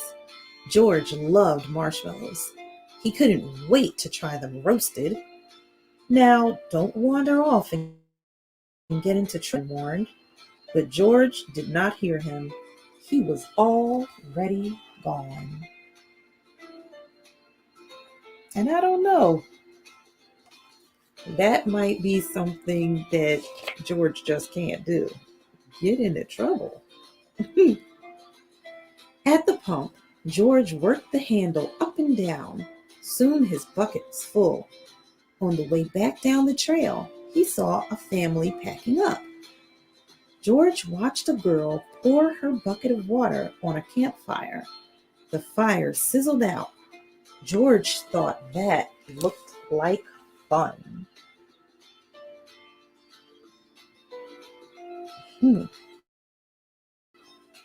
He poured his bucket of water on the next campfire. Hey, yelled the camper. We weren't finished with that yet. The camper began to chase George. But George didn't mean to cause trouble. Now he only wanted to hide. He ran into the forest as fast as he could, but the camper's footsteps followed close behind. George ran faster and faster. The footsteps came closer and closer until suddenly... What happened?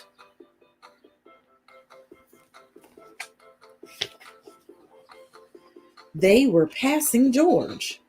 Why, it was not the camper chasing George now. It was a deer. What fun to run with a deer.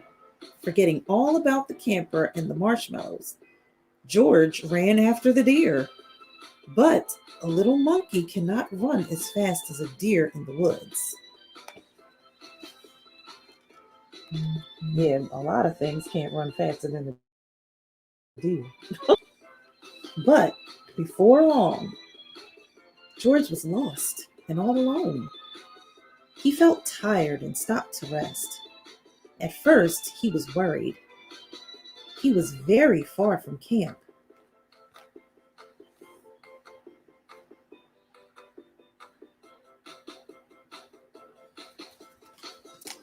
But there were lots of other animals to keep him company. He saw a lizard sunning on a rock and a squirrel chattering in a tree. Then he saw the tail of a black and white kitty peeking out from under a bush. He was curious. Would the kitty like to play?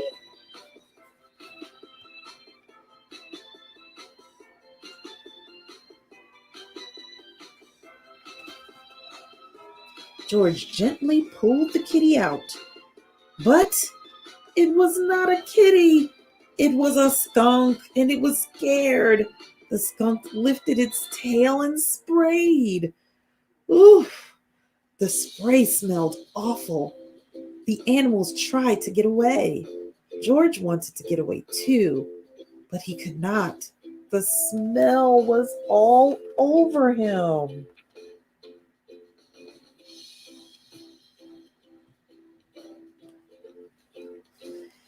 How would he ever get rid of this awful smell, he wondered. Too bad he could not take a bath in the woods. Wow. Skunks have sprayed outside of my house. It stinks really bad. Then George had an idea.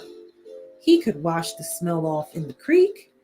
George jumped into the cold water.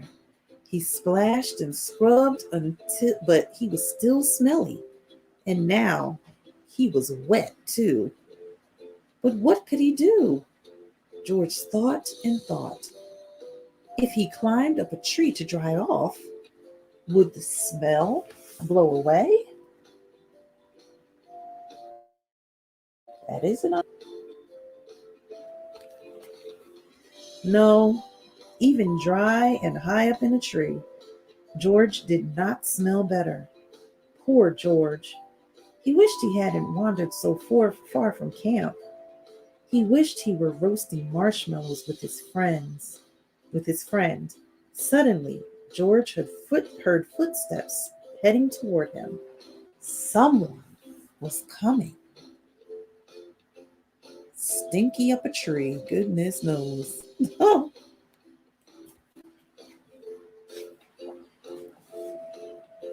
It was the forest animals, but they ran right by him. They had seen something scary, and George saw it too. It was a fire. George had gotten into trouble for putting out one fire, but this fire wasn't in the campground. Oh, he sees it off in the distance.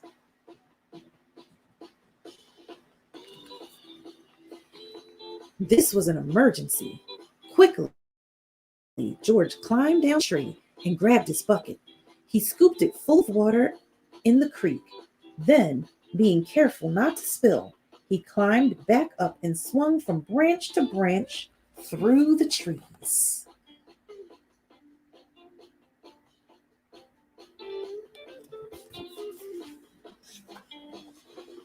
When George got close enough to the fire, he reached down and poured water on the flames. Out went the fire with a big hiss. Then George's friend rushed out of the forest with the ranger. Good job, George.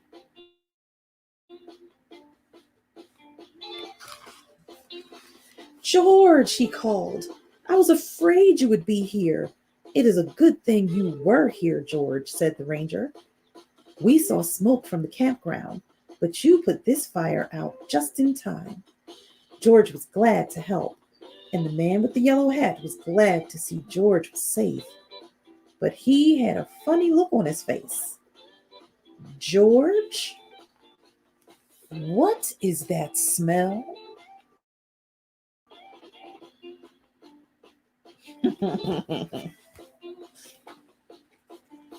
Back at the campsite, George's friend helped him get rid of the awful smell after a strange bath in tomato juice. George smelled fine.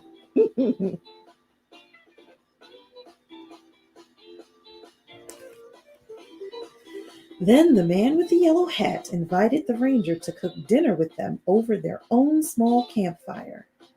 Fires can be nice if you're careful, said the ranger.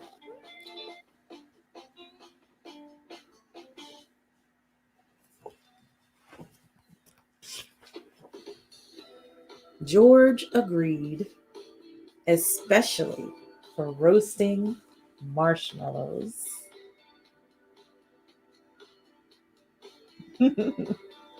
The end. George always gets into some trouble, but he always winds up helping out in some sort of way. So thank goodness he was there to help put out that forest fire, okay? All right, another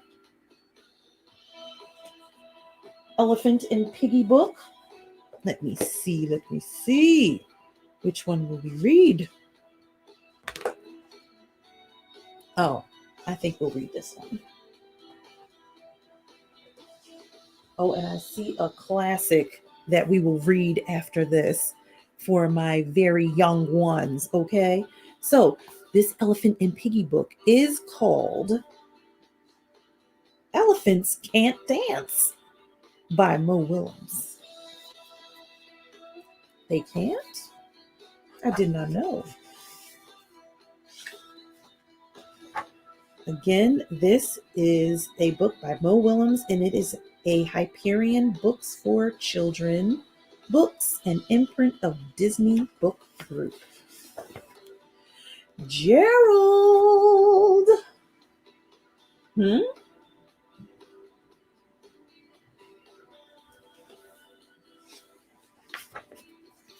Let's dance. Just a minute. Let me check something.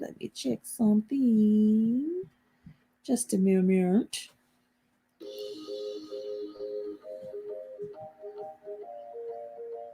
All right. Okay. All right. Let's get back to the book. Let's dance. I can teach you.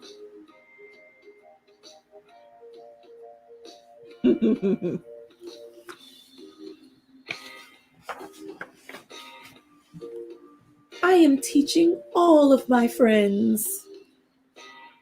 I would love to learn how to dance.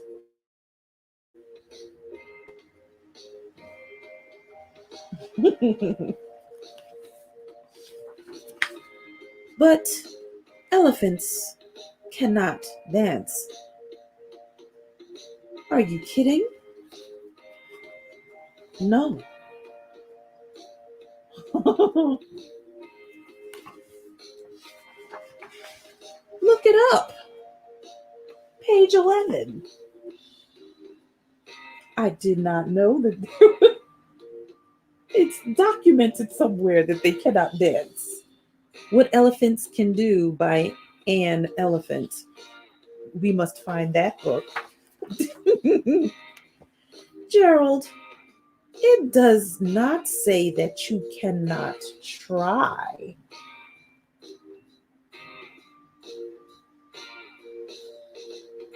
You are right, Piggy. I can try to dance.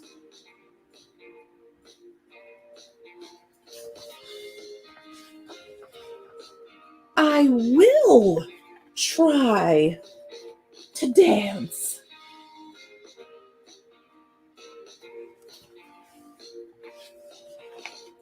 Let's dance. Oh. Oh.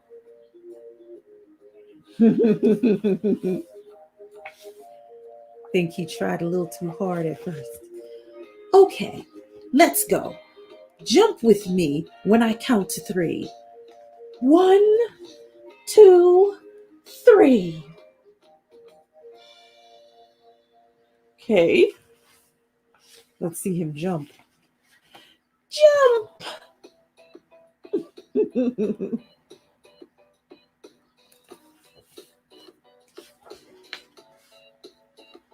Jump!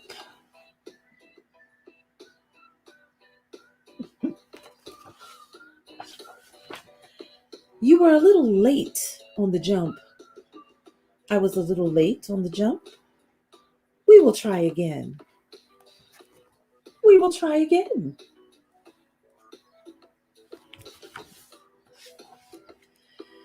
Move your arms this way. Oh, not quite. We will try again. We will try again. Lift your leg this way.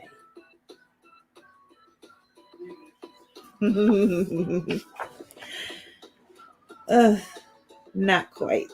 We will try again. We will try again.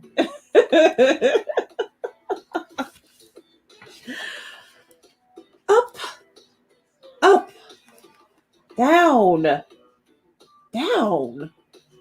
Oh, it's not. He's trying. Gerald's elephant is trying. Spin. Spin. Stop. Stop. Oh.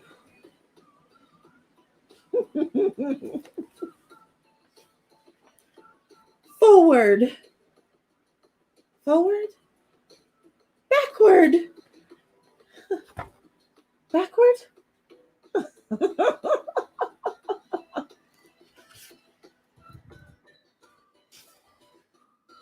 Wiggle waggle. Wiggle waggle. Robot walk.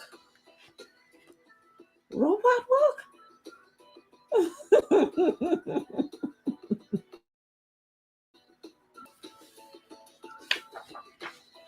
Enough.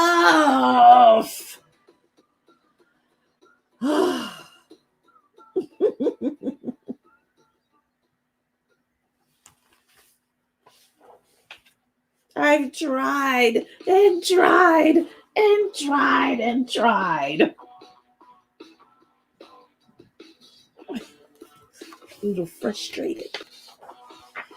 But I am an elephant, and elephants just cannot dance. I tried to tell you, ma'am. I tried. Pop. Oh, Gerald.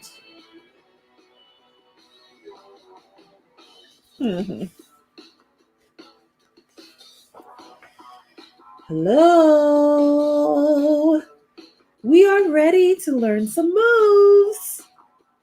I'm sorry. I cannot teach you now. My friend is sad. Oh. Silly. We do not want you to teach us. We want to learn. The elephant. What?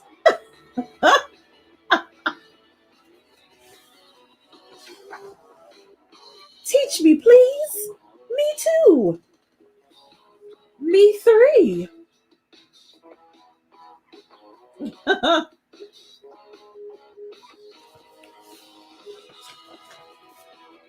More feeling. Keep trying. You are getting it?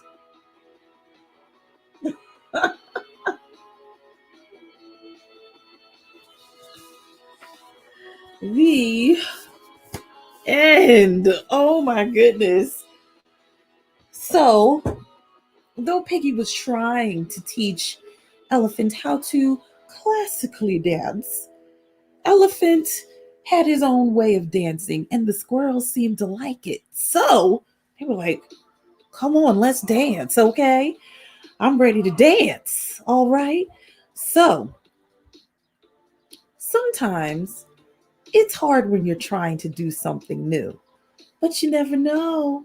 In trying to do something new, you may actually learn to do something totally different, and other people will want to know how to do it. Such as, let's talk about new things here. Miss Hope's 24-hour Read and Raise Read-A-Thon. This is something new.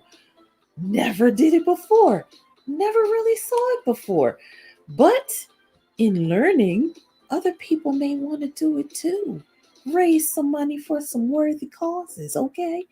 But while we are here, okay, let us, okay, right here, donate. Look in the chat. Look in the chat. Look right here.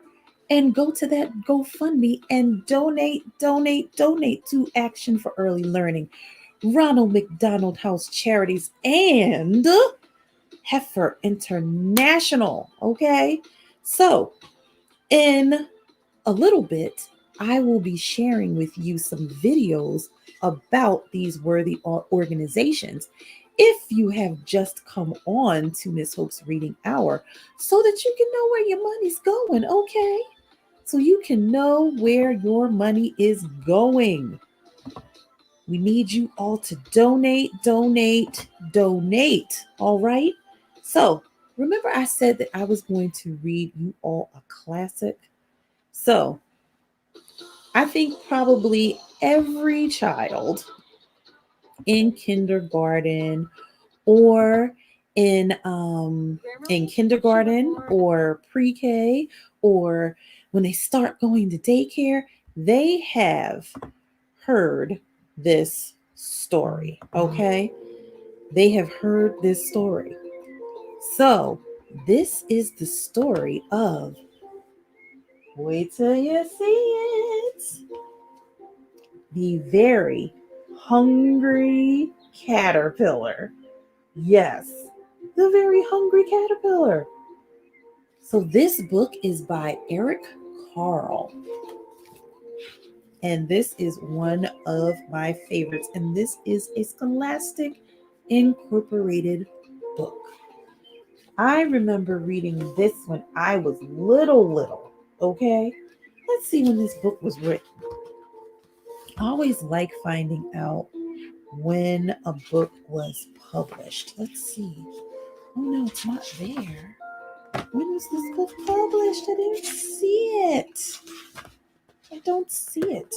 Let me see if I missed it. No, it doesn't show the year on this page, but I'm sure one of you can probably find it.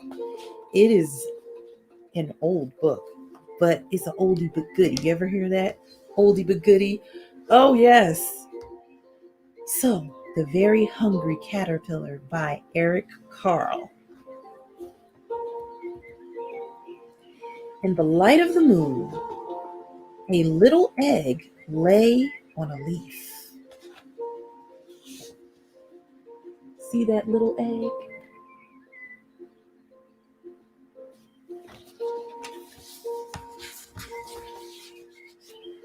One Sunday morning, the warm sun came up and pop, out of the egg came a tiny and very hungry caterpillar.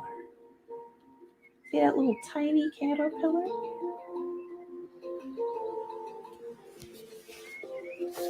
The sun's smiling at it. He started to look for some food.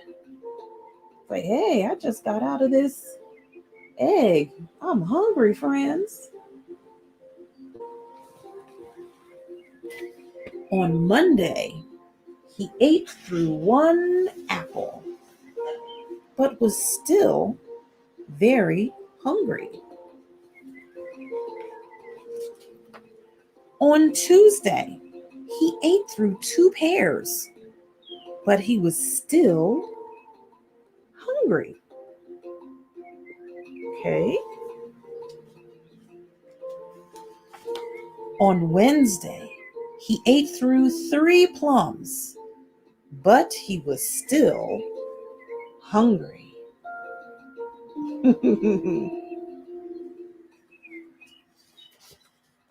On Thursday, he ate through four strawberries, but he was still hungry. Still. On Friday, which is today, he ate through five oranges, but he was still hungry.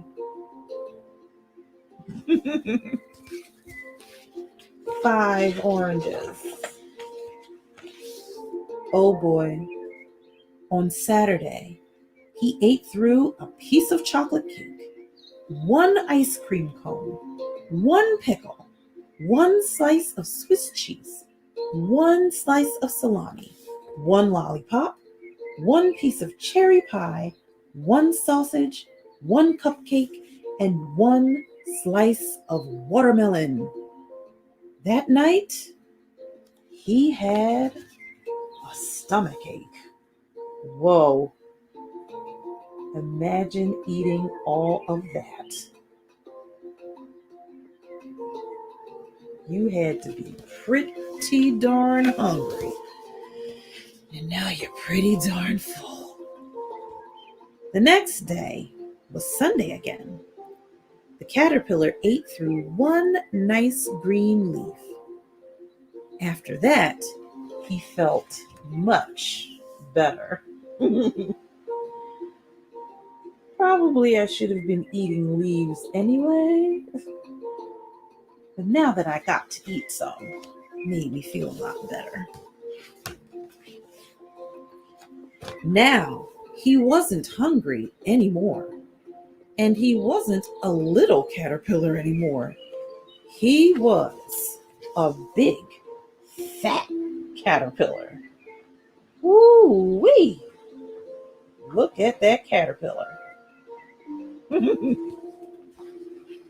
He built a small house called a cocoon around himself. He stayed inside for more than 2 weeks. Then he nibbled a hole in the cocoon, pushed his way out, and look at that cocoon. A big fat cocoon for a big fat caterpillar. What happened when he nibbled a hole in the cocoon and pushed his way out? He was a beautiful butterfly. Wow, look at those big, beautiful, colorful wings. That is pretty awesome. I always find that so amazing. The process of metamorphosis, which is what happens to a caterpillar turning into a butterfly. That is the process. It turns into something else. The metamorphosis. That's pretty amazing to me. That it makes its own home, and then it's like, okay, I'm gonna hang out in here until I change into something else. And then, okay, I'm done changing. It's getting a little cramped in here. Need to let my wings stretch out. It eats its little way out and becomes a beautiful butterfly, or gets to be a beautiful butterfly. It became the butterfly inside the cocoon. Okay? Well, what great stories. Let's see if I have one more to read for you all before we go to our videos about, let me see. There's a lot of books here, y'all. It's a lot of books. Let me see. I don't want to read that one yet. Oh, you know what? We will read from another anthology. So, this book is not just a book with stories in it. It's a book of a whole lot more stuff. It has recipes, little activities in it. Okay? Look how thick this book is. There's like 4 books in here. But it's big because it's got a whole lot of other stuff. Now, take note of the books that I'm reading, because some of your young ones would love to have one of these books. So, support these authors. Go out, go to a bookstore, go to Amazon or wherever you buy books from, and buy some of these books for your young ones. Or you can go to the library and read them, bring them home. But if they want to keep them, they have a favorite, make sure you get one. They also have discount booksellers out there too. Please do support these authors, okay? So, this book is called Mouse, Cookies, and More, a Treasury. So, I'm going to explain to you what they mean by a treasury, because there's a lot of cool stuff in here. This book is by Laura Numeroff and Felicia Bond. So, have you ever read If You Give a Mouse a Cookie? So, that is the books that are in here. There's one about mouse and moose and dog, and they are really good. No, it's just mouse, moose, and pig. Oh, they don't have the one about the dog and the cat. I forgot about that. So in here, there are cookie recipes. There's pancake recipes. There's letter writing recipes, songs, all that great stuff. So, we will read the first story in this book. If you give a mouse a cookie. Listen, when you give these animals these things, it's a whole lot that comes with giving a mouse a cookie, or a pig a pancake, or a moose a muffin. A lot happens after that, okay? A lot happens, all right? So, If You Give a Mouse a Cookie by Laura Jaffe, Numeroff, illustrated by Felicia Bond. If you give a mouse a cookie. If you give a mouse a cookie.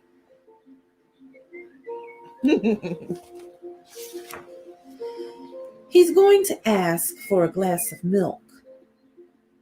When you give him the milk,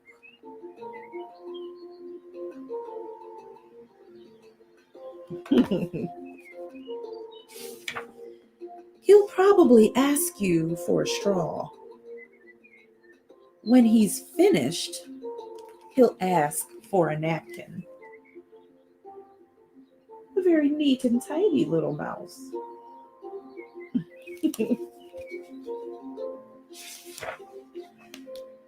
Then he'll want to look in the mirror to make sure he doesn't have a milk mustache. But listen, I gotta make sure I'm neat, friends. When he looks in the mirror, he might notice his hair needs a trim. So he'll probably ask for a pair of nail scissors. Now he can't use regular scissors because he's a little mouse.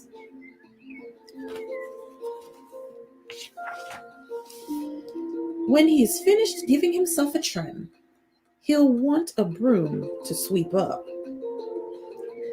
He'll start sweeping.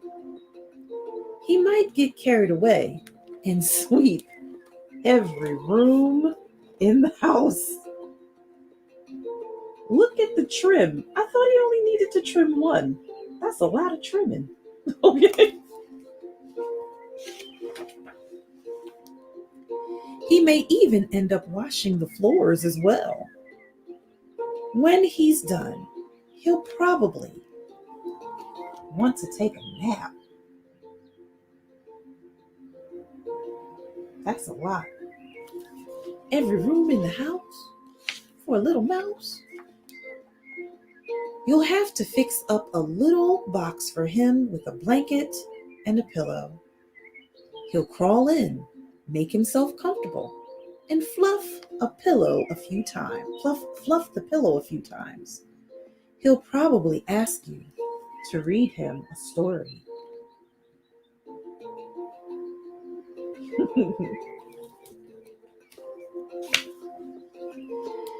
So you'll read to him from one of your books, and he'll ask to see the pictures. When he looks at the pictures, he'll get so excited, he'll want to draw one of his own. He'll ask for paper and crayons.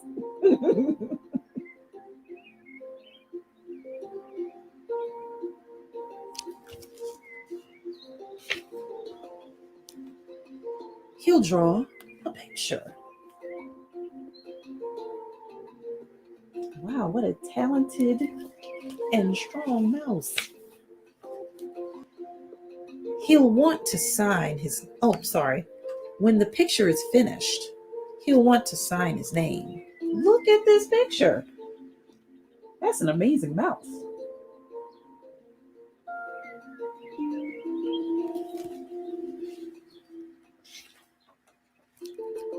With a pen. Then he'll want to hang the picture on your refrigerator, which means he'll need. What is he gonna need?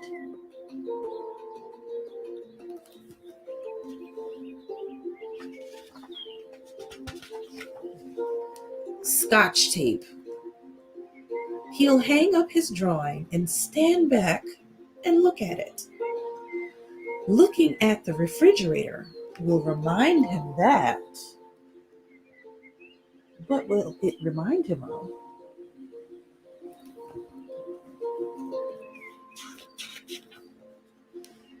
He's thirsty. So,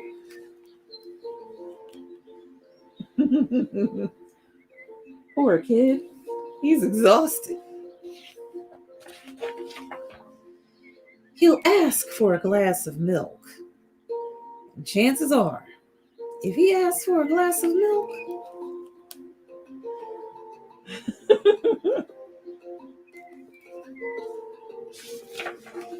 he's going to want a cookie to go with it. Whew. Poor kid is pooped while his mouse friend is eating a cookie. From the desk of Mouse, I came up with the idea for this book when I was on a long, boring car trip. Also from the desk of Mouse, I wrote the name of a friend in one place in this book. It's in the large drawing Mouse did of his family. Let's see. Wait a minute. Wrote a friend's name where? Oh goodness, I'm looking. I am looking. And I can't see it. Oh man. I do not see it. So, I found it. So I'm going to put it close so you guys can see. I'm not going to tell you where it is. I want to see if you can find it in the picture. I almost gave up. And then I was like, oh, there it is. Yep. There is the picture. And maybe you can find it. Well, didn't I tell you? You dealing with the mouse, the pig, the moose. A lot comes with just getting a muffin or a pancake, okay? So, hello, David. So glad that you came on to join during your break. That is my nephew. He is on his break from class. And he said, I want to join in. I want to come and be there. So he is on during his break. Thank you so much. So let's see. Oh yes, I said I was going to show our videos now, right? So yes, that's what I will do. I will show the videos because if you came in later, I would like for you to see the videos about these worthy organizations that we are raising money for, because I want you to know where your money is going. I want you to know. So, I want to share these videos with you. Okay?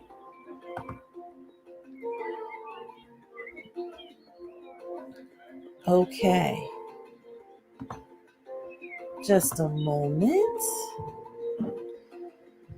So, if you hear any extraneous noise, know that the room I'm in is next to a window. So, next to a window. So, a lot of times you will hear possibly some noise from the outside, just to let you know. Okay? Just to let you know. All right, I am about to share our first video. Again, Action for Early Learning, an organization in West Philadelphia that is doing some awesome work. Just a momento.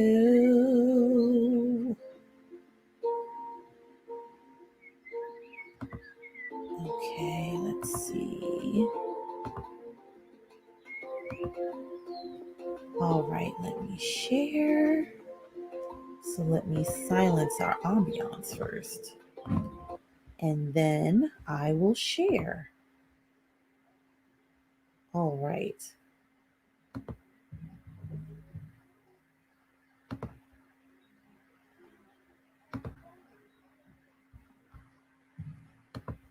My son, thank you for learning. Really truly benefited my son. Oops, so many sorry. different ways. My name is Maria Walker, and I'm project director for Drexel University's Action for Early Learning. Action for Early Learning is a Drexel-led collaboration of social service, educational, and community agencies working together to create a support system for families in West Philadelphia, particularly in the Promise neighborhood, to increase quality education improvement. I'm representing Delaware Valley Association for the Education of Young Children as the Alliance Manager for Action for Early Learning.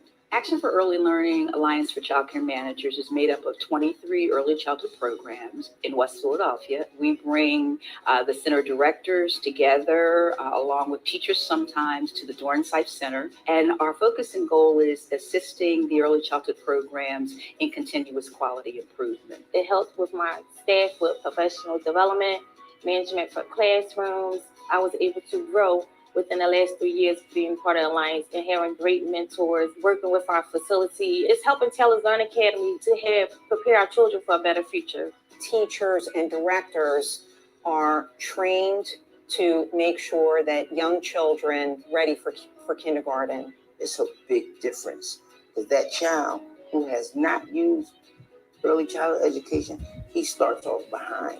Action for Early Learning has a very strong focus on early literacy.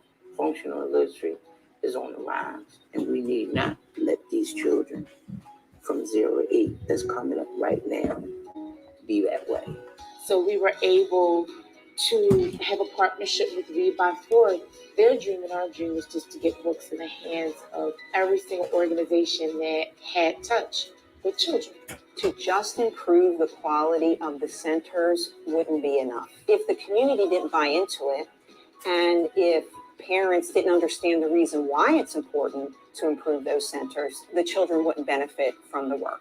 People's Emergency Center created an excellent cohort of family ambassadors to spread the word about the need for families and caregivers and parents to make sure that their children are attending high-quality centers. Family ambassadors are very good. They come out to each event that we have at the center. They talk to the parents and have the parents get engaged with whatever activities we have going on, whichever information they have in reference to child care. Talk to the parents one-on-one. They get first-hand knowledge how to not just help themselves and help their children, but they get a chance to help other children through their experiences. It takes a village to raise a child. Everybody has to be involved. It is not a thing where everybody's separated, everybody's different, but we're all of like minds and we're communicating and we're able to help one another out. The biggest goal for me is just community.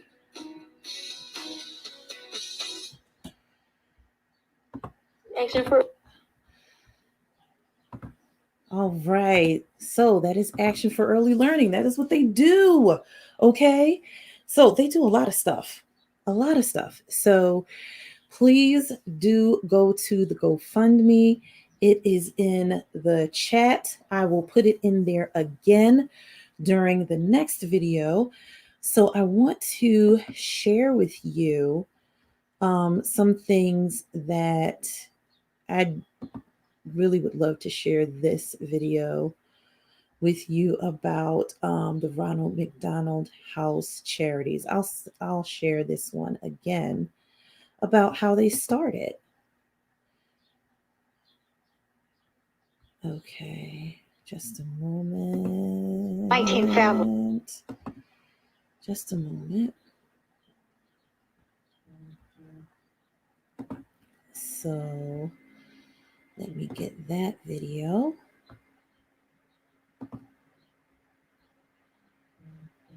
Just a second, you guys.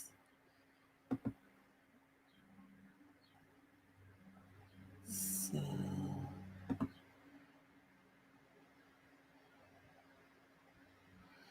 all right, so let me share my screen.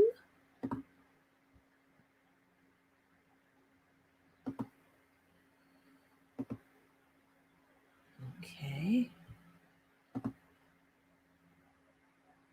Here at CBS 3, I'm in our great hall where we've just kicked off our Ronald McDonald House Charities Telethon. We've got folks here waiting for the phones to ring. The number is on your screen. It's 1-844-977-CBS3. Tina is waiting for this phone to ring. Make a donation now and help change the life of a child. You may not realize this, but the first Ronald McDonald House in the world was here in Philadelphia. It all started off. Indeed. And it all started due to the Eagles and a little girl with leukemia.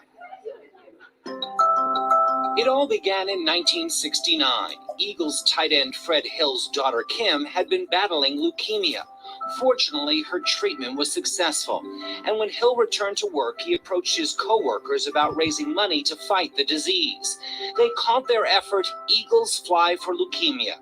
Eagles owner Leonard Toast pledged $1 million, certain that general manager Jimmy Murray could raise the money. Dr. Audrey Evans accepted the first check. And I walked in, I said, Dr. Evans, Jim Murray, Philadelphia Eagles.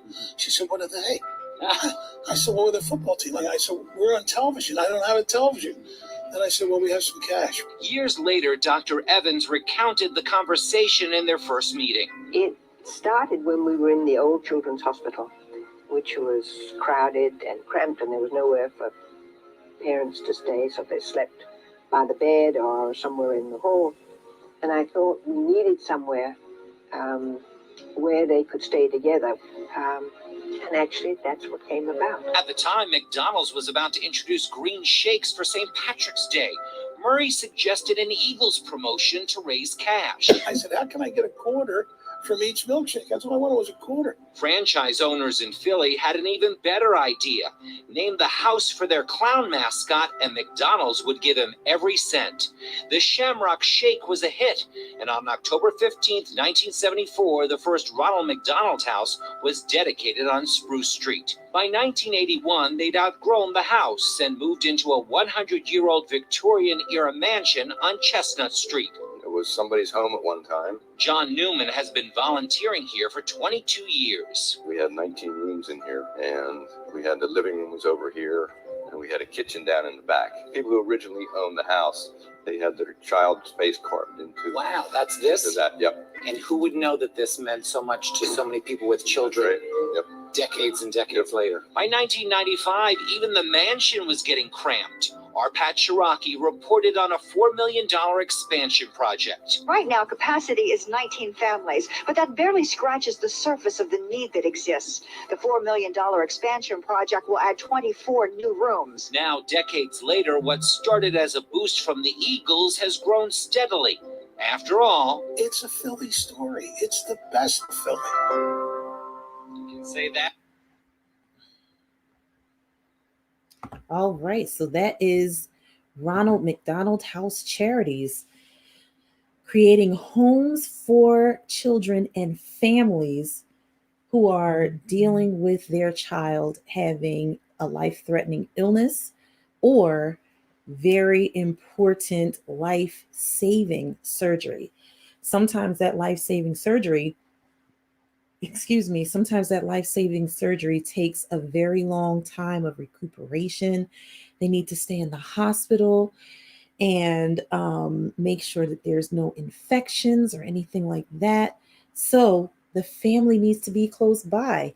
And many families do not have the money to spend to get hotels and rent houses and stuff like that. So the Ronald McDonald House Charities provides just that. The first one in West Philadelphia, and there's another one in North Philadelphia, like literally right up the street from St. Christopher's Hospital.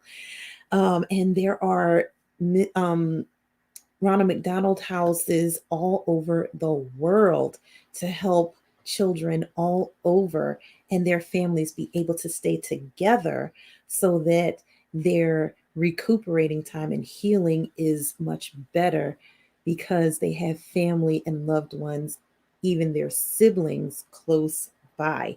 So, hats off to the Ronald McDonald House Charities. Please go to the GoFundMe and donate so that the money can be split up between these three great organizations.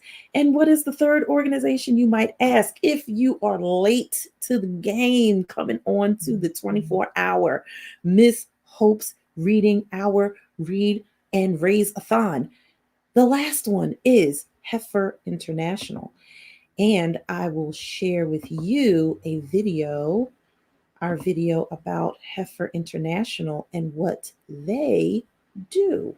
Okay, so let me get that queued up for you and share. Give me a moment. Let me share that with you all. All right. Share. Let's go back to the beginning so we get it all.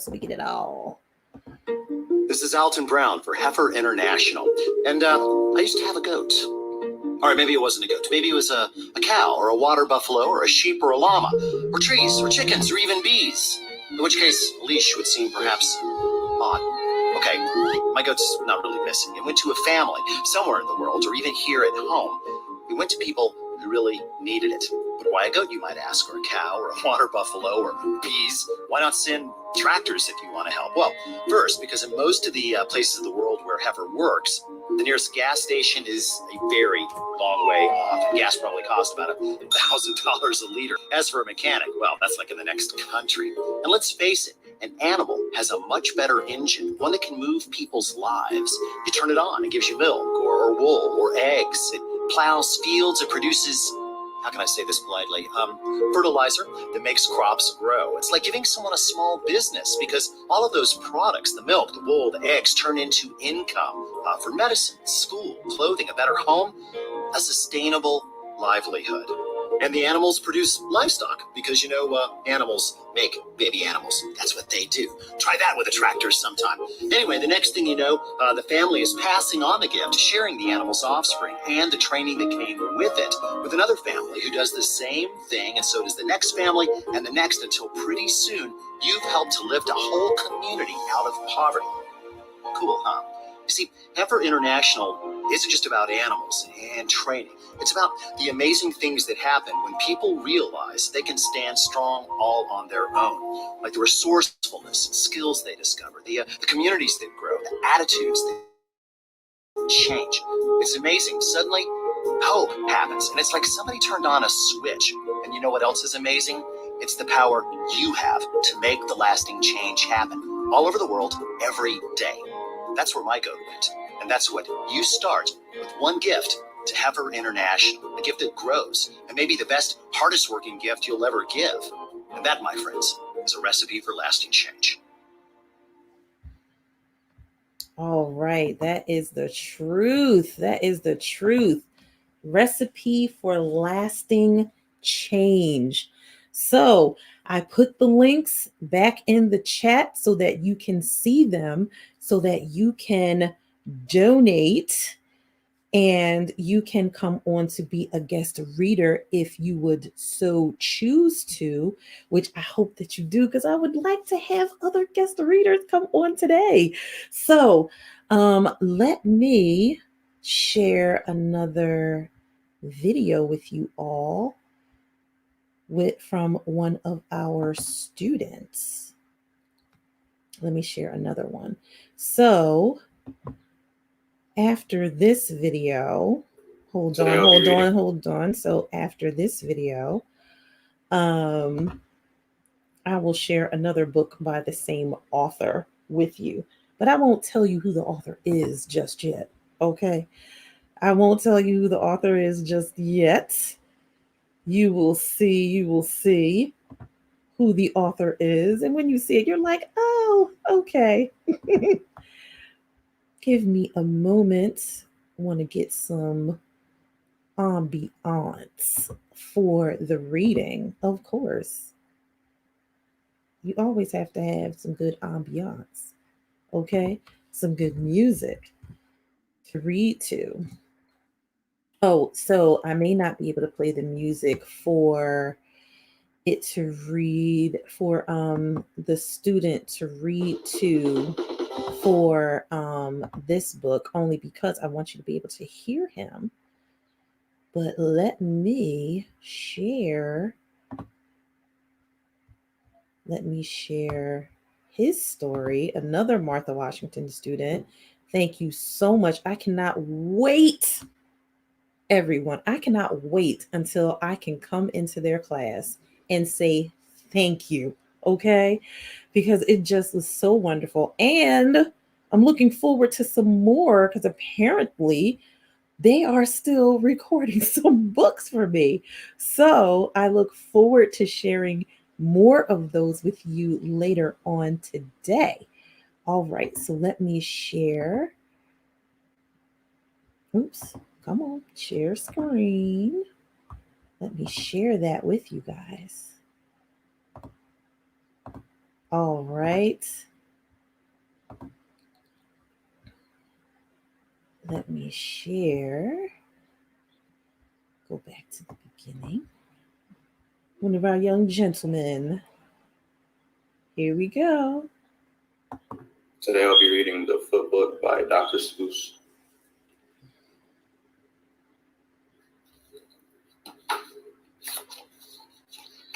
Left foot, right foot, right.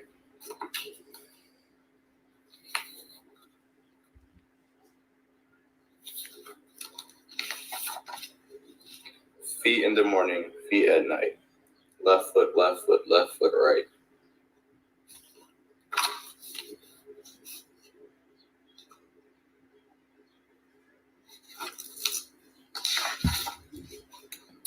Wet foot, dry foot, low foot, high foot.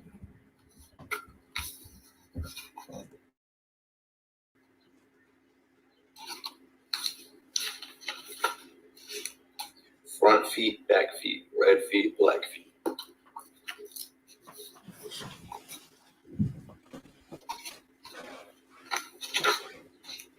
Left foot, right foot, feet, feet, feet. How many feet do you need?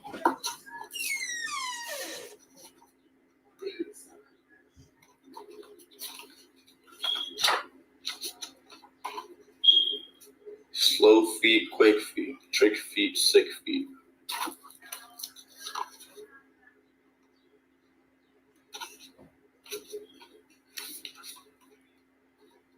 Up feet, down feet, here comes clown feet.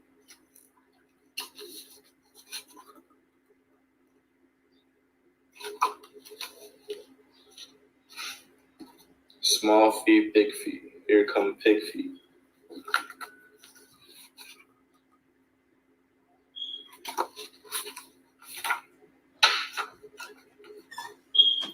His feet, her feet, fuzzy fur feet.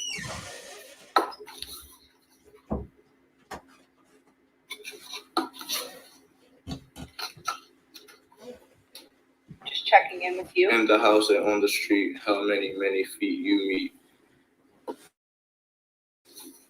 You're still recording. If you're finished, let me know in the chat. Up in the air feet, over a chair feet.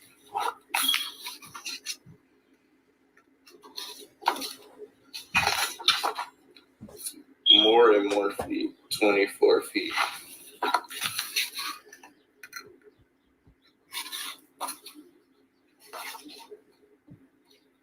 Here come more and more feet.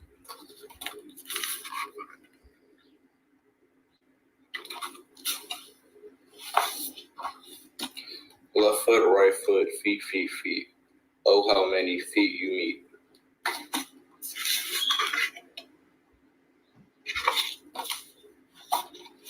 And that's the Thank you so much, Tayshawn. Sometimes they can get a little nervous with reading in front of people, even though it is even though they're recording it. So just them being able to come on and read is absolutely wonderful. And I so appreciate them coming on. Like, I was just like, oh my goodness, they are reading for the reading hour. I so appreciate it. All right. So I'm sorry. Just checking with my readers because I do believe that we might have some more. Oh, let me see. No. Just a moment. So, well, apparently we may have some more videos. Can't wait to share those with you. So, now we will read a book by the same author, by Dr. Seuss. So we do have more Dr. Seuss books to read, just to let you know. Because remember I said I like those books that have more than one book in it? There is a Dr. Seuss book that I have that is huge. It's big. And it has, is it 13 or 15 stories in it? A lot of stories, okay? And we will read them, all right? So, the smaller book that we will read right now is called There's a Wocket in My Pocket, okay? By Dr. Seuss. And this is a Random House Books book. There's a Wocket in My Pocket. Now, just to prepare you, Dr. Seuss twists my tongue all the time. I get tongue tied. It's fun. I have fun with it, but I do get super tongue tied with the Dr. Seuss, just to let you know. All right. There's a wocket in my pocket. Okay. Did you ever have the feeling there's a wasket in your basket? I've never seen a wasket before. Or a Noro in your bureau.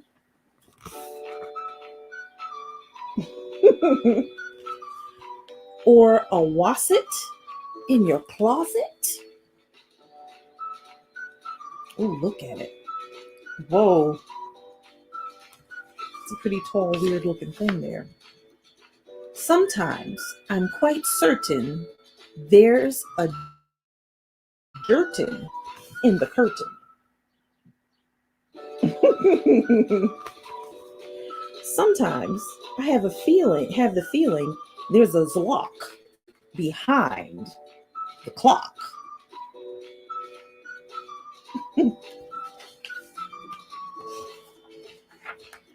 And that Zelf up on that shelf, I have talked to him myself.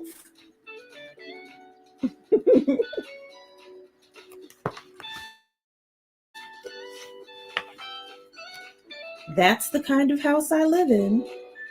There's a nink in the sink. and a zamp in the lamp. And they're rather nice, I think.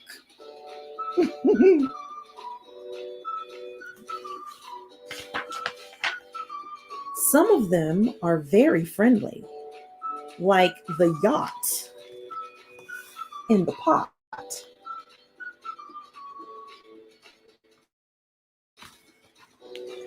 But that yottle in the bottle, some are friendly, some are not. Ooh.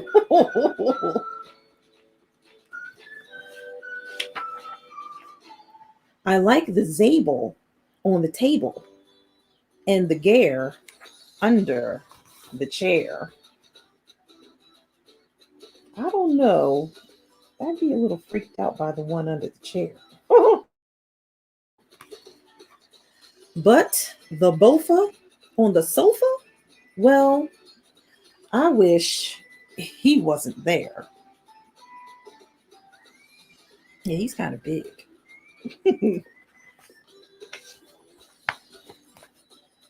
All those nubbirds in the cupboards, they're good fun to have about. Oh, there's a lot of those little ones.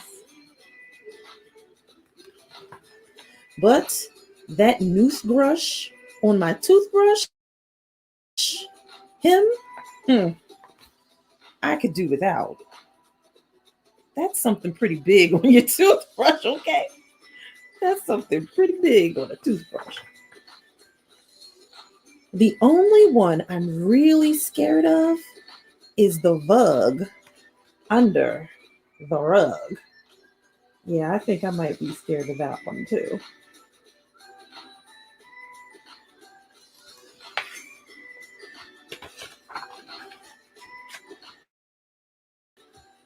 And that Quimney up the chimney, I don't like him at all.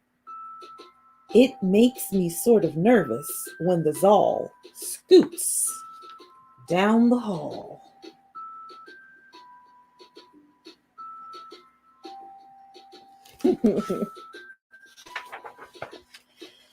But the Yeps on the steps, they're great fun to have around. And so are many, many other friends that I have found. Wow, that's a pretty full house you got there, buddy.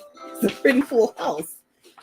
Like the Teller and the Neller and the Geller and the Deller and the Beller and the Weller and the Zeller in the cellar.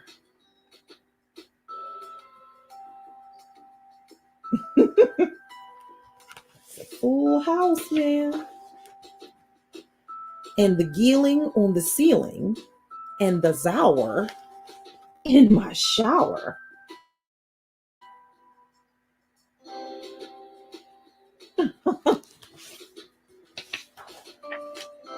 And the Zillow on my pillow. I don't care if you believe it. That's the kind of house I live in. And I hope we never leave it. The end. Oh my goodness. Can you imagine thinking about the video of the Ronald McDonald House? That is lots of people in one house, okay? A lot of friends. He doesn't care if you believe it, they're there. I don't know. I might be a little scared if I had all those friends in my house. Especially, they look kind of strange. I'd be like, wait a minute, I don't know about this. I think I might have to let go of all those things up in the house, okay? Now, let's see what other book we are going to read. Oh, wait a minute. Oh, you know what? Let's read another book, Mouse Cookies and More Treasury, okay? So, we read about if you give a mouse a cookie. So, what happens when you give a pig a pancake? Did you know that pigs like pancakes? I did not know. It is surprising to me, okay? So If You Give a Pig a Pancake by Laura Numeroff, illustrated by Felicia Bond. Isn't it a cute little pig? So cute. If you give a pig a pancake.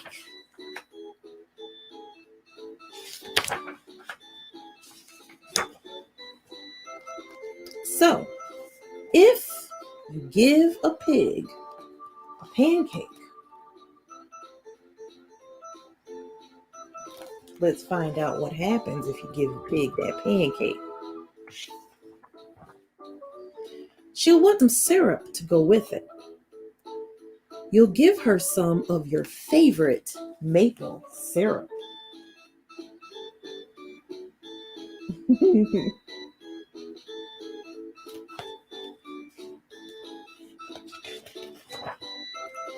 She'll probably get all sticky, so she'll want to take a bath. These are some very neat and tidy animals.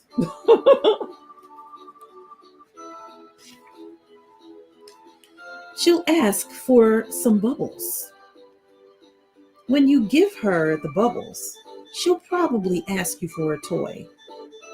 You'll have to find your rubber duck. I mean, because what's a bubble bath without a toy, right?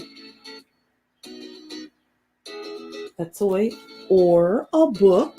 Ha ha ha. The duck will remind her of the farm where she was born.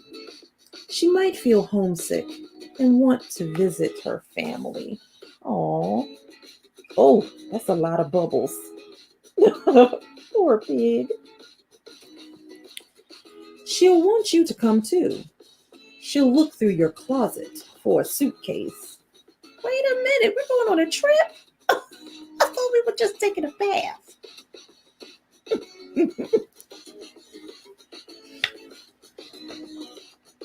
Then she'll look under your bed. When she's under the bed, she'll find your old tap shoes. She'll try them on.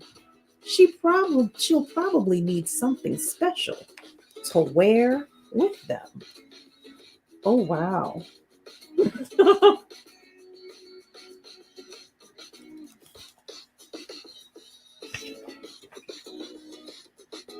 When she's all dressed, she'll ask for some music.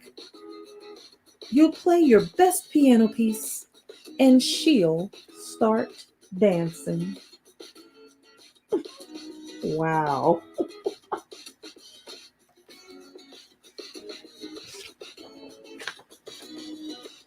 Then she'll want you to take a picture.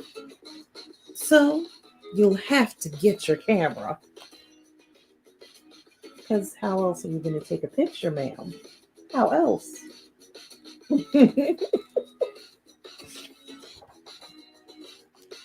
When she sees the picture, she'll ask you to take more.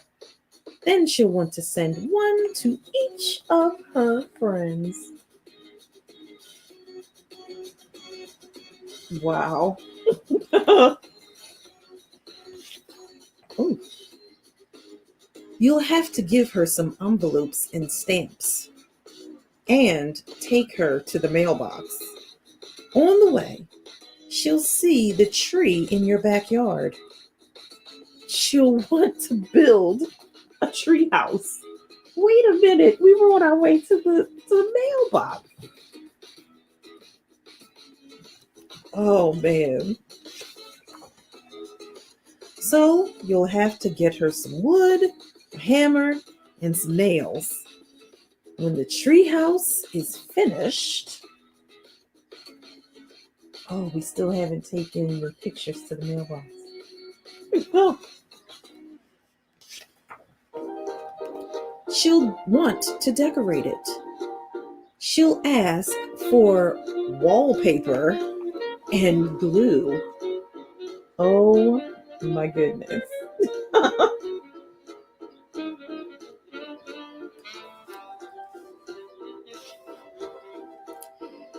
When she hangs the wallpaper, she'll get all sticky.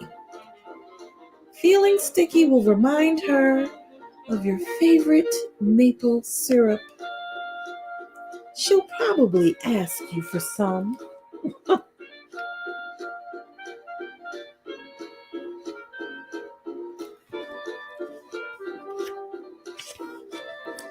And chances are, if she asks you for some syrup,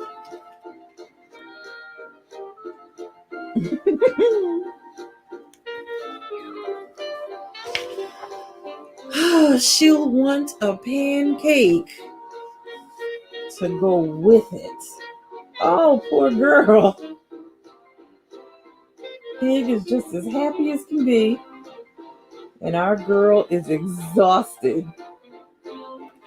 You seeing a trend with these animals? From the desk of Pig. I loved taking tap dancing lessons when I was a little girl, even though I wasn't very good. Also from the desk of Pig. My cats lie on my drawing table while I work. They push things off the edge, which they find very funny. It takes me 6 months to illustrate a book. Well, that is the story of when you give a pig a pancake. Did you know that much went into giving a pig a pancake? A lot goes into giving a pig a pancake, okay? Because there's other things that happen that remind them of other things that will make them want to do other things, make them go other places. So you got to keep up with the pig who wants the pancake and the mouse that wants the cookie, okay? So all of that talking about food makes me think about Heifer International, okay?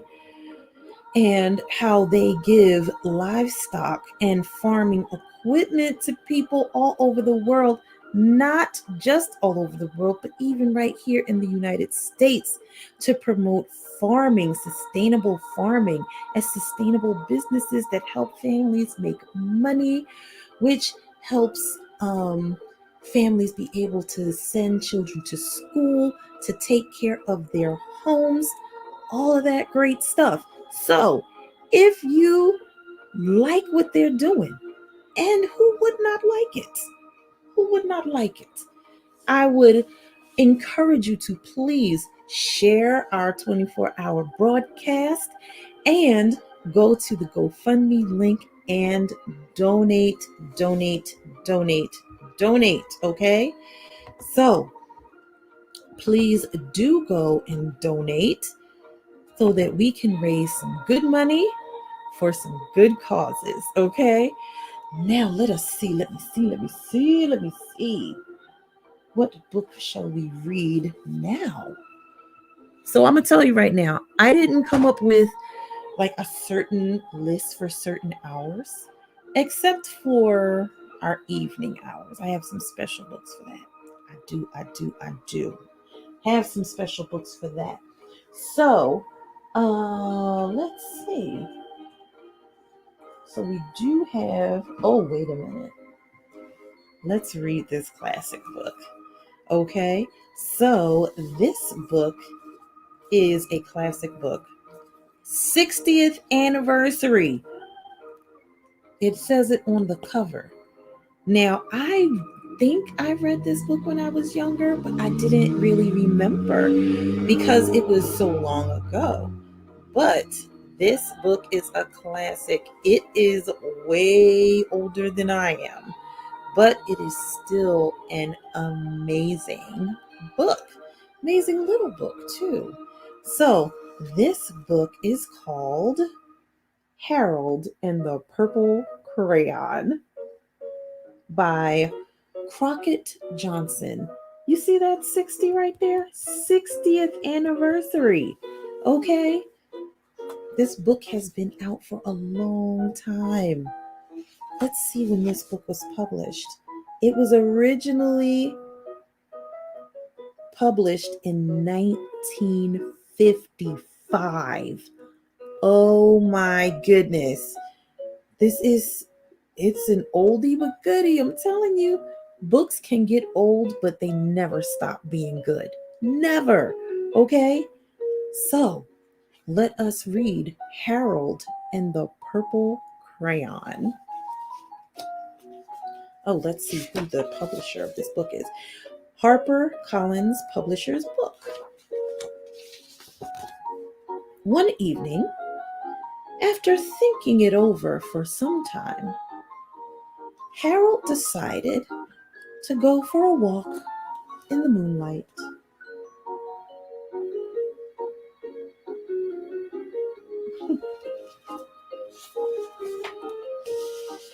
There wasn't any moon, and Harold needed a moon for a walk in the moonlight. So he had to draw one. How are you going to have a moonlit walk without the moon? And he decided, and he needed something to walk on. Gotta have the ground. He made a long, straight path so he wouldn't get lost. Smart little kid, I tell you. And he set off on his walk, taking his big purple crayon with him.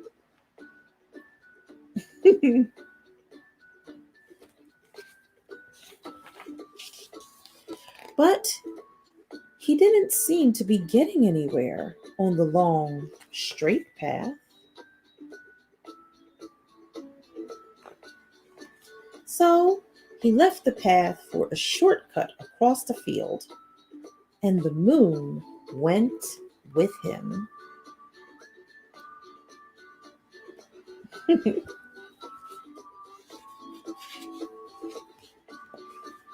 The shortcut led right to where Harold thought a forest ought to be.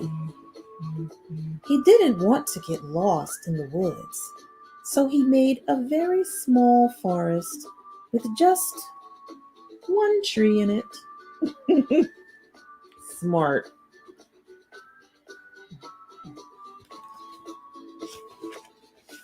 It turned out to be an apple tree. The apples would be very tasty, Harold thought, when they got red. Make a tree with something to eat. Smart kid. So he put a frightening dragon under the tree to guard the apples. It was a terribly frightening dragon.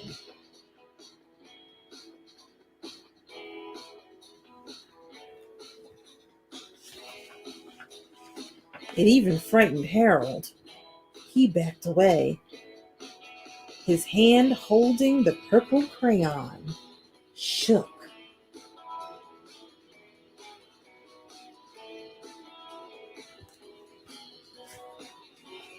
Suddenly, he realized what was happening. But by then, Harold was over his head in an ocean.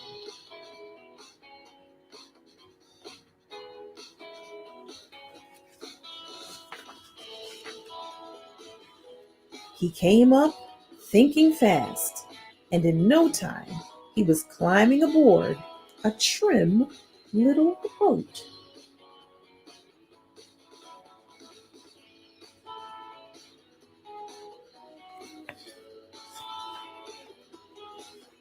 He quickly set sail, and the moon sailed along with him.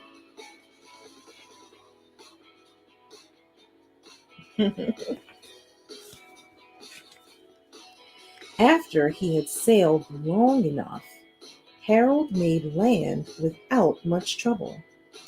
He stepped ashore on the beach, wondering where he was.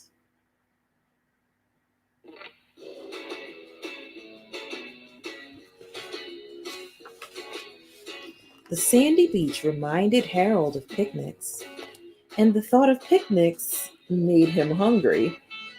So he laid out a nice, simple picnic lunch.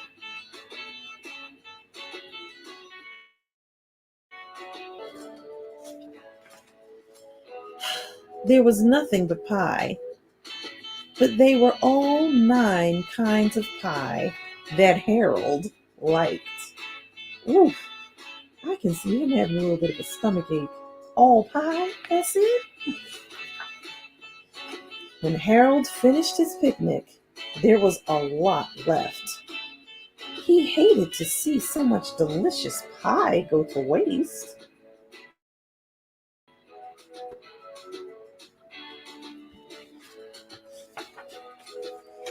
So Harold left a very hungry moose and a deserving porcupine to finish it up. And off he went, looking for a hill to climb to see where he was.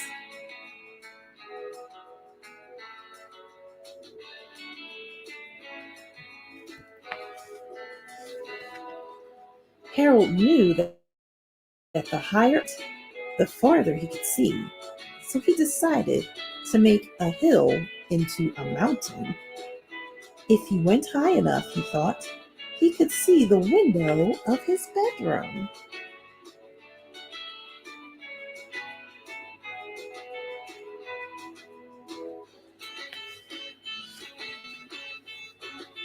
He was tired and felt he ought to be getting to bed. He hoped he could see his bedroom window from the top of the mountain.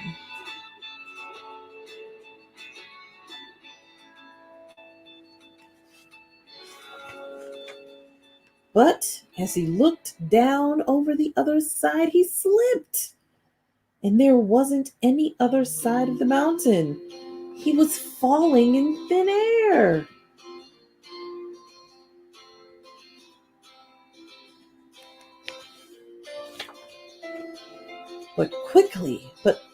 Luckily, he kept his wits and his purple crayon. He made a balloon and he grabbed onto it.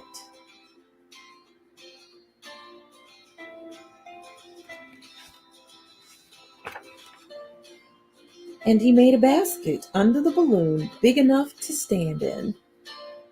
He had a fine view from the balloon but he couldn't see the window.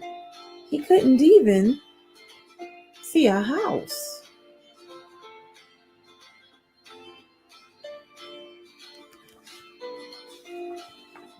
So he made a house with windows, and he landed the balloon on the grass in the front yard.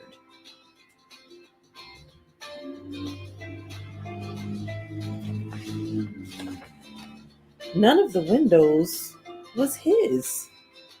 He tried to think where his window ought to be.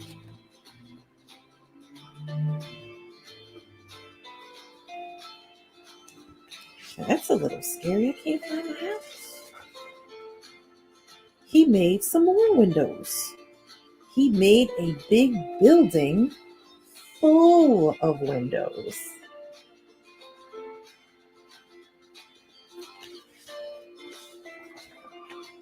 He made lots of buildings full of windows.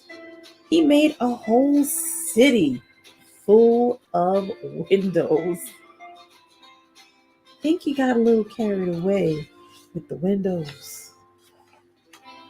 But none of the windows was his window.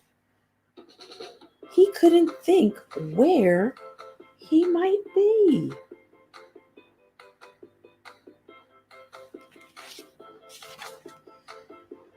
He decided to ask a policeman. The policeman pointed the way Harold was going anyway, but Harold thanked him.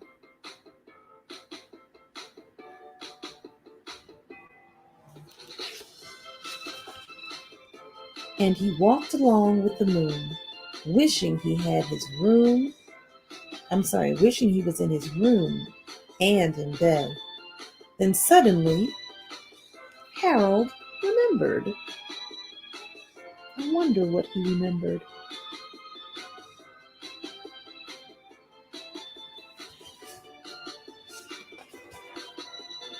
He remembered where his bedroom window was.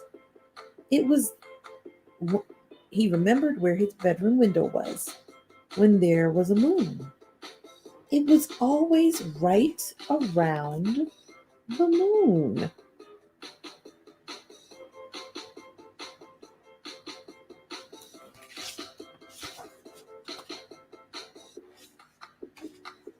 And then Harold made his bed.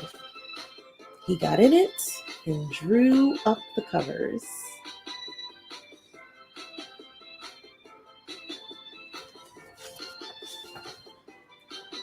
The purple crayon dropped on the floor, and Harold dropped off to sleep. The end. Oh, that Harold. But at least he was a quick thinker, okay, with that purple crayon. Good thing he was a quick thinker, okay? So let us read another. Oh, just a second. So since we're here for 24 hours, right? Need to take a little drink break. There we go. Ooh. Needed a little drinky drink, okay?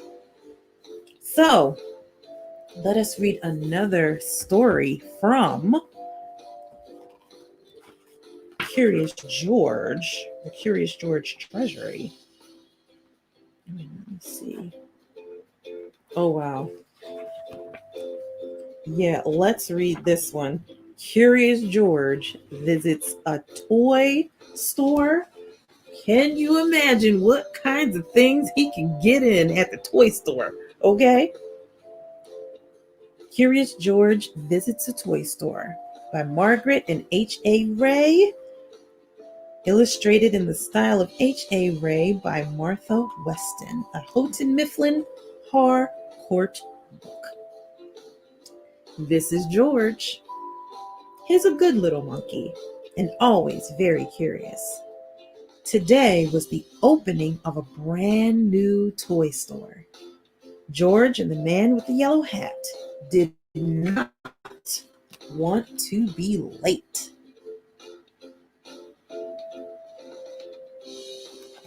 I have never been to the grand opening of a toy store, but that would be super fun. When they arrived, the line to go inside wound all the way around the corner. When a line is this long, it is not easy for a little monkey to be patient. George sneaked through the crowd. All he wanted was a peek inside. Just want a peek. That's all. I just want a peek. Just a peek. George got to the door just as the owner opened it. "This is no place for a monkey," she said. "This is no place for a monkey." But George was so excited. He was already inside. Balls, dolls, bicycles, and games filled the shelves.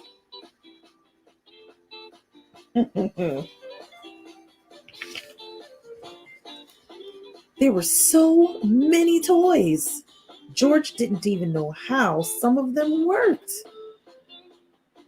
And how about these hoops? What did they do? George was curious. He climbed to pull one out of the pile. It would not move. George pulled harder. Still, it wouldn't move. George pulled with all fours. Oh boy. Uh-oh.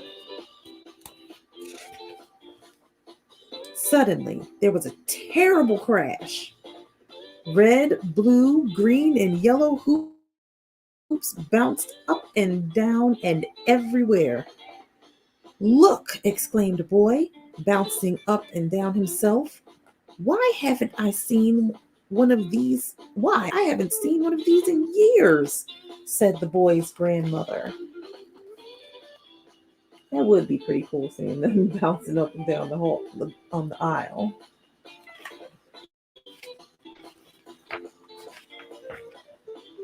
She put the hoop around her waist and gave it a spin. George tried the hula hoop too. Then George pretended to be a wheel. He rolled and rolled and oh boy, what happened? What happened? Oops, he rolled right into the owner. The owner shook her head. I knew you were trouble, she said. Now you've made a mess of my new store. Again, she tried to stop George. And again, George was too quick.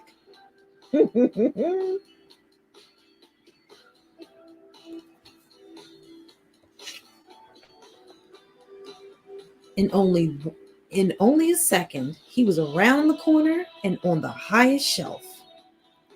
Below him, George saw a little girl pointing to a toy out of reach. Mommy, can we get that dinosaur? She asked.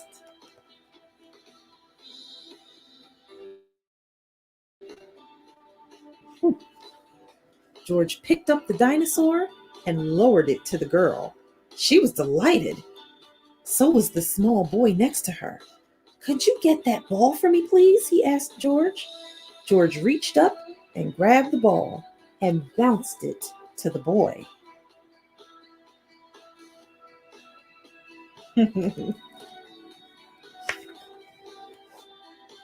May I have that puppet way over there? Asked another girl. How lucky that George was a monkey.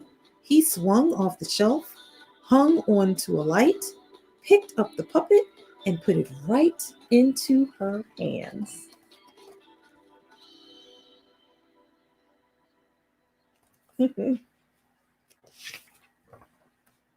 What a show, shouted a boy. The children held up their new toys and cheered. What a commotion. Immediately, the owner came running, and then came the man with the yellow hat. I think we've had enough monkey business for one day, frowned the owner.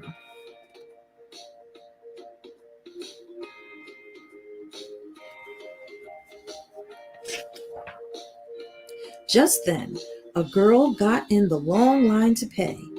What a great store, she said.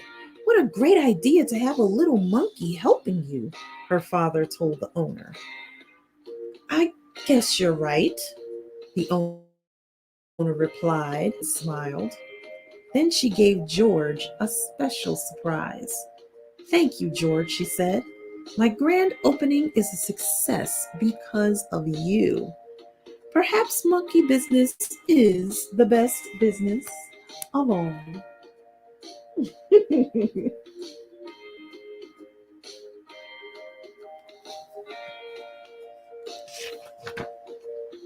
The end.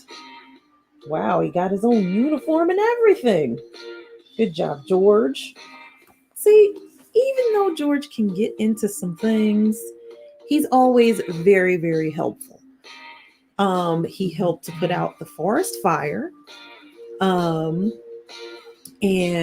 which one was the first one we read? Oh, yes. And so the toy store. Oh, and he helped to put the books back in the library. And now he helped people get the toys that they wanted at the toy store. Very helpful. You know what would be very helpful right now?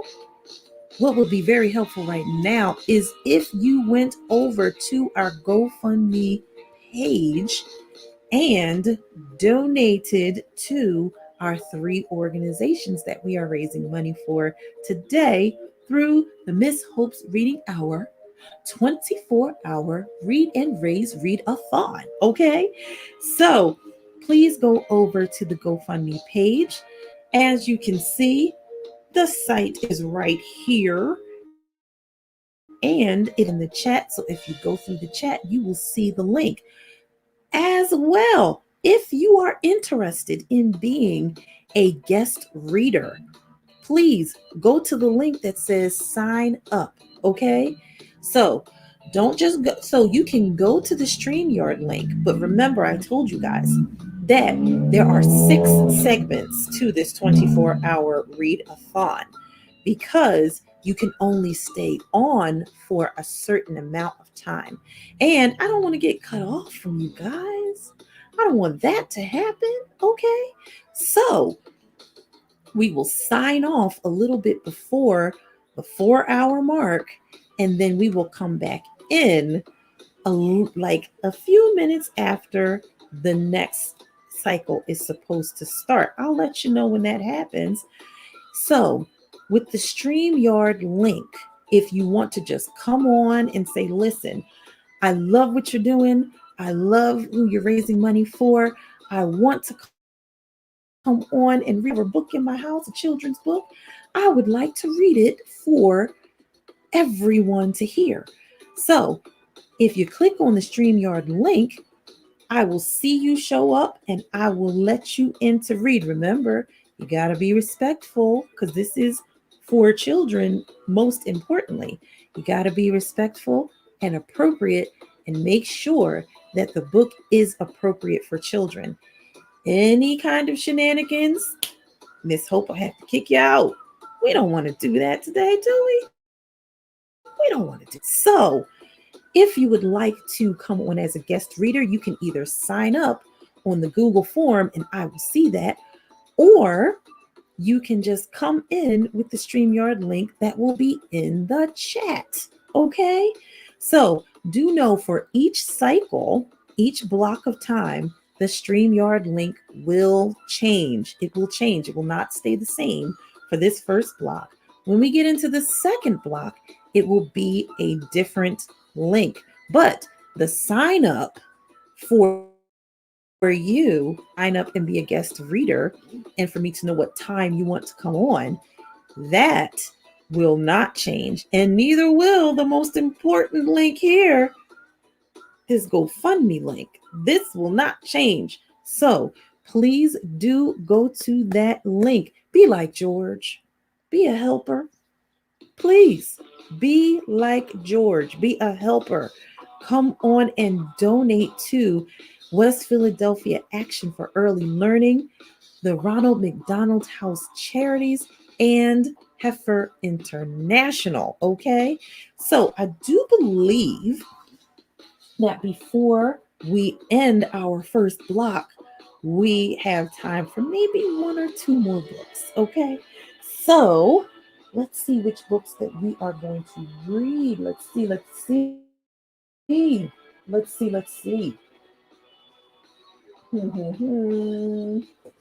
So how about we read another classic? A classic, okay? So this one as well is a classic that I remember from when I was younger. It was made into a movie, okay? But it is an awesome, awesome book. And it is one of those medal winners. It is a Caldecott medal winner. So know that this is an awesome book, okay? So let me see if any of you remember this book. Wild Things Are. Story and pictures by Maurice Sendak. Where the Wild Things Are. So this is a winner of the Caldecott Medal for the most distinguished picture book of the year. Here's the medal right here. Right there.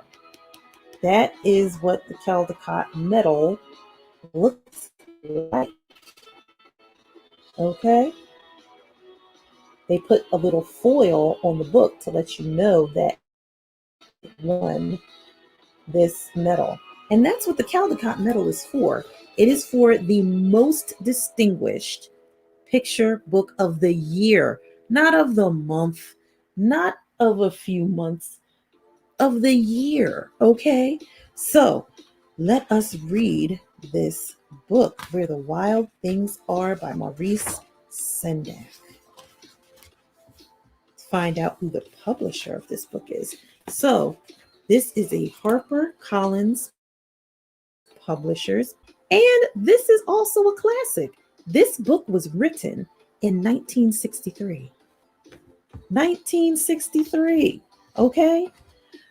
Excuse me. Where the Wild Things Are. At night, Max wore his wolf suit and made mischief of one kind. Look at him in his wolf suit.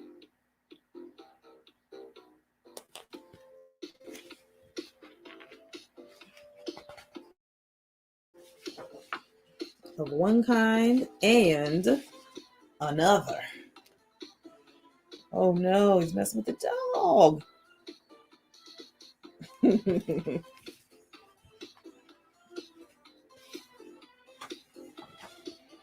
His mother called him Wild Thing, and Max said, "I'll eat you up." So he was sent to bed without eating anything. Oh boy.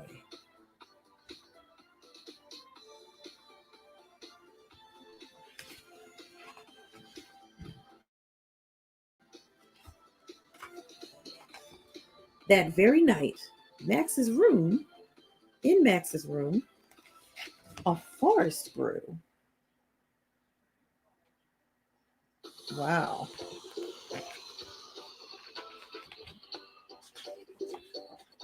And grew.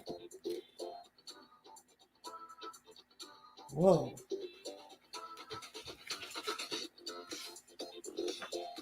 And grew until his ceiling hung with vines and the walls became the world all around. Wow. That's his room now. And an ocean tumbled by with a private boat for Max, and he sailed off through night and day. Wow. Not only a forest, he's got an ocean.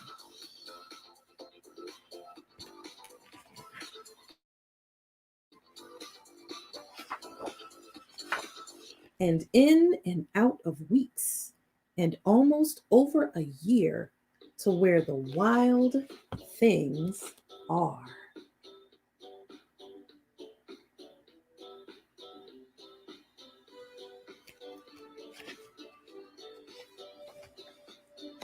And when he came to the place where the wild things are, they roared their terrible roars and gnashed their terrible teeth and rolled their terrible eyes and showed their terrible claws.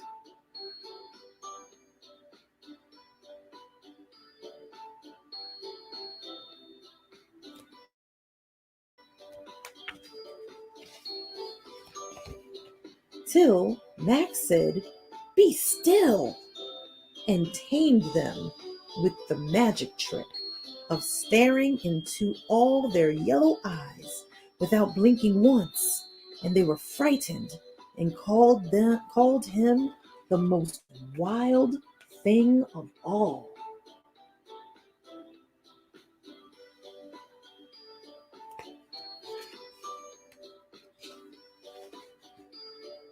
And made him king of all wild things.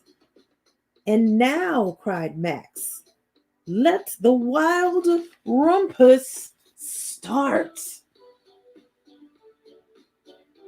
Wild party. What else would wild things do? So they partied.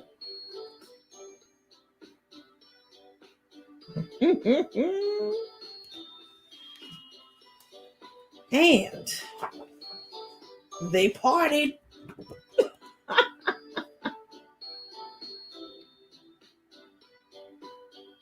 And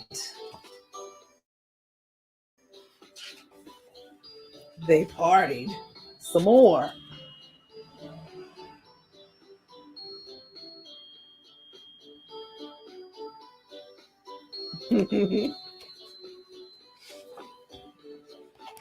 Now stop, Max said, and sent the wild things off to bed without their supper. Oh, y'all were partying.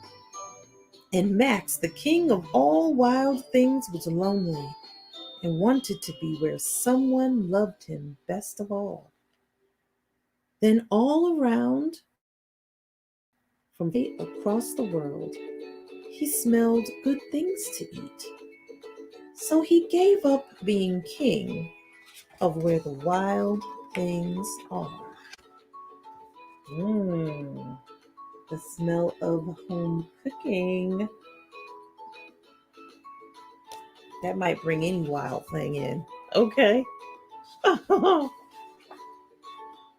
But the wild things cried out, "Oh, please don't go. We'll eat you up. We'll love you so." And Max said, "No." The wild things roared their terrible roars and gnashed their terrible teeth and rolled their terrible eyes and showed their terrible claws. But Max to his private boat and waved goodbye.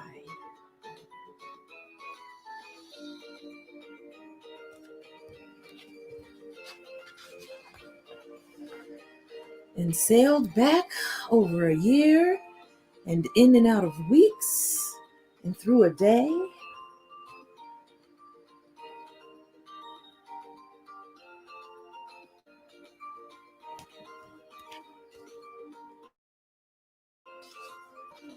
And into the night of his very own room, where he found his supper waiting for him.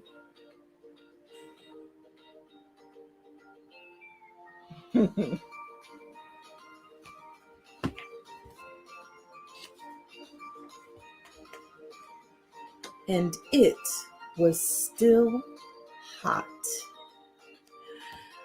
The end. I love this story. Sometimes, when you were a kid and you wanted to be a wild thing a little bit, and then you get into a little trouble, you get sent to your room, and you're like, I'd rather be somewhere else. I don't want to be here because I can't be a wild thing like I want to be.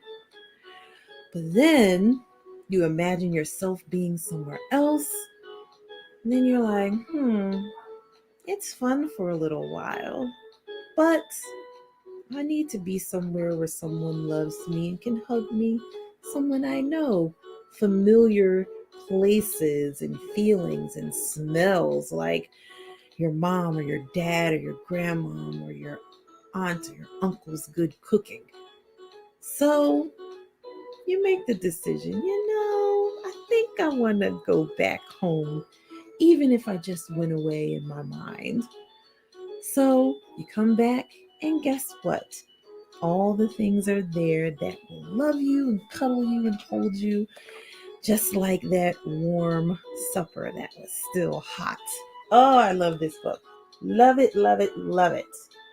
So, my young ones, remember, I keep telling you, every time we see one of these medals, you don't have to wait until you're an adult to try to get one of these medals. You never know. You could create an awesome book that someone says, you know what, this is the most distinguished picture book of the year. You never know. It could be you. It could be you. It could be you. Okay? So, my friends, we are coming almost to the end of our first block. Can you believe it? First of all, I can't believe that we are coming to the end of our first block. Okay? Our first block of time on the Miss Hope's Reading Hour 24-hour Read and Raise-A-Thon. Okay? So before we go, I want to remind you, while we're on a little break, to get the other block up, because I have to go into the studio for the next block. Okay? So while I'm doing that stuff, this is what I need you all to do. This is what I need you to do. I need you to go to the GoFundMe link, okay? And I need you to donate. You could donate $1. You could donate $5. You can donate $100. You can donate $1,000. However much money you want to donate, I need you to donate. You know why? Because it will help these 3 awesome organizations. West Philadelphia Action for Early Learning. It will help them to be able to get more of these awesome books that I'm reading. It will help to get those books into the hands of young ones who need to learn how to read, parents who want to read to them. I'll tell you a little story, and I might tell this. Let me adjust myself, and I'll tell this story maybe again a little later too. So, one of my friends, actually, several of my friends, and some family members that I didn't know about until they um, told me about being dyslexic. Dyslexia is when you see words differently and it makes it difficult for you to be able to read. And my friend told me, I wish someone had read for me when I was younger. And I was like, maybe they're just joking. I thought it was a joke. Like, oh, your reading hour's great. Wish somebody was reading for me when I was younger. I thought it was kind of like that. But then when I talked to them again, they said, no, it wasn't a joke. I really wish I had that.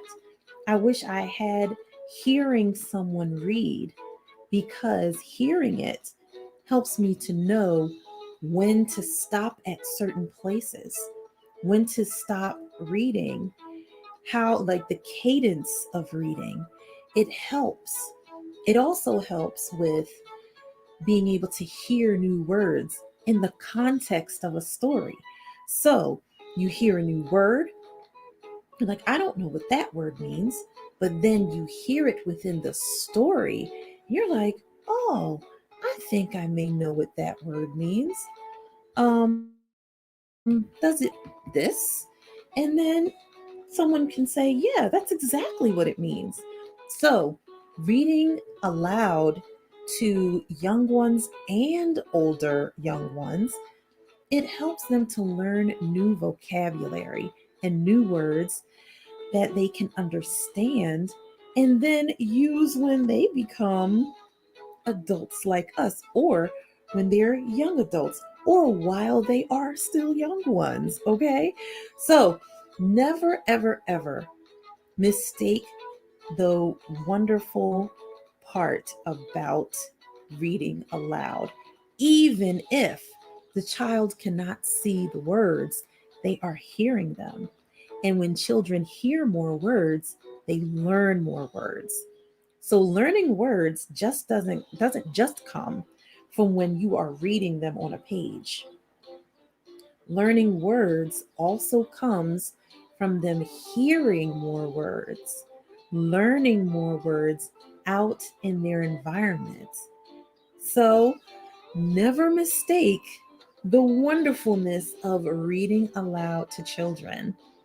So, as I said before, these wonderful books that I've been reading, make sure that go to the thrift store. They have really good books at the thrift store. I'm telling you, they have good ones, okay? Go to the thrift store. Go to a bookstore. Go online. Support these authors and buy these books. And also support organizations that give away books for free, such as West Philadelphia Action for Early Learning. Okay? Also, oh, we lost our ambiance. Oh no. Yes, please continue. Okay, so also support by donation the Ronald McDonald House Charities. Another place where books are really important. And I was thinking of something one day. I was thinking, we've all been on quarantine because of the pandemic, but childhood illnesses do not stop just because of a pandemic, just because we have to social distance and things like that. Childhood illnesses don't stop because of that. Also, um, desperately needed surgeries for children do not stop because of that.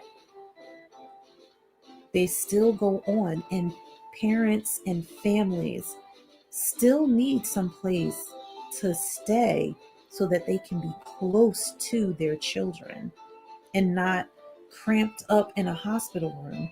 And sometimes the parents are in the way. It's not their fault. They just want to be with their child. But sometimes they have to leave the room.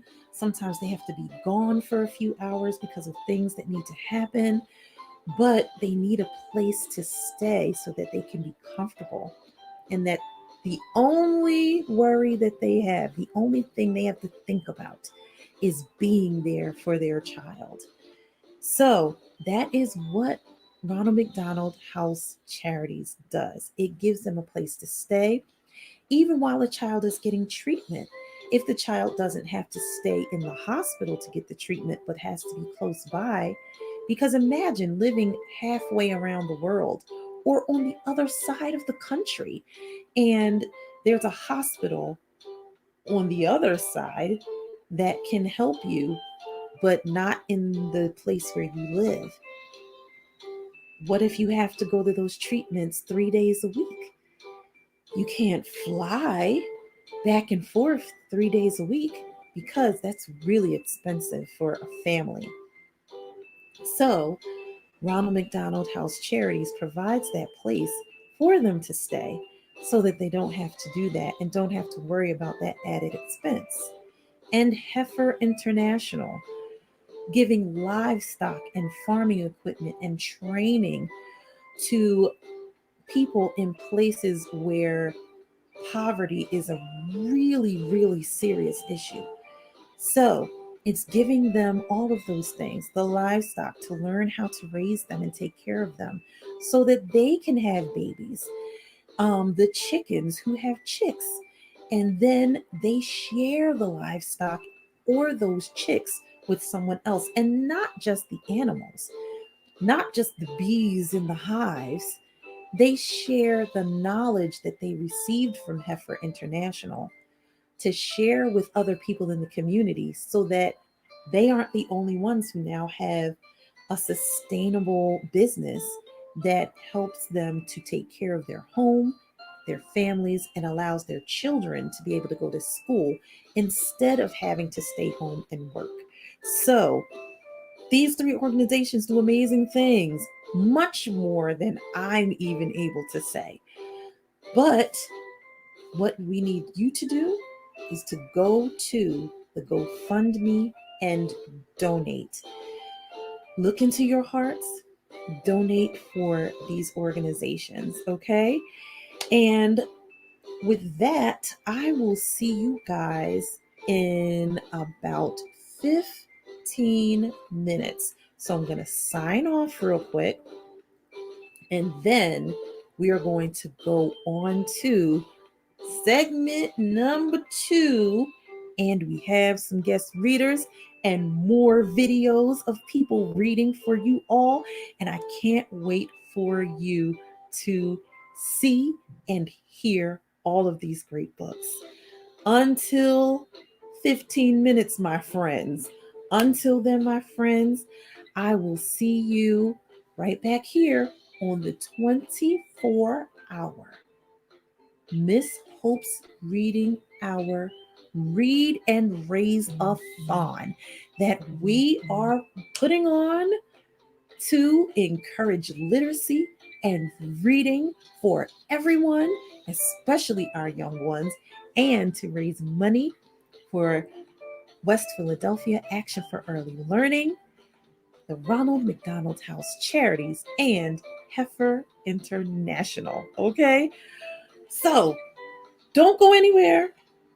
Miss Hope's Reading Hour will be back on in 15 minutos. Okay? I will see you then. Until then, my friends, I'll see you in 15. Bye for now.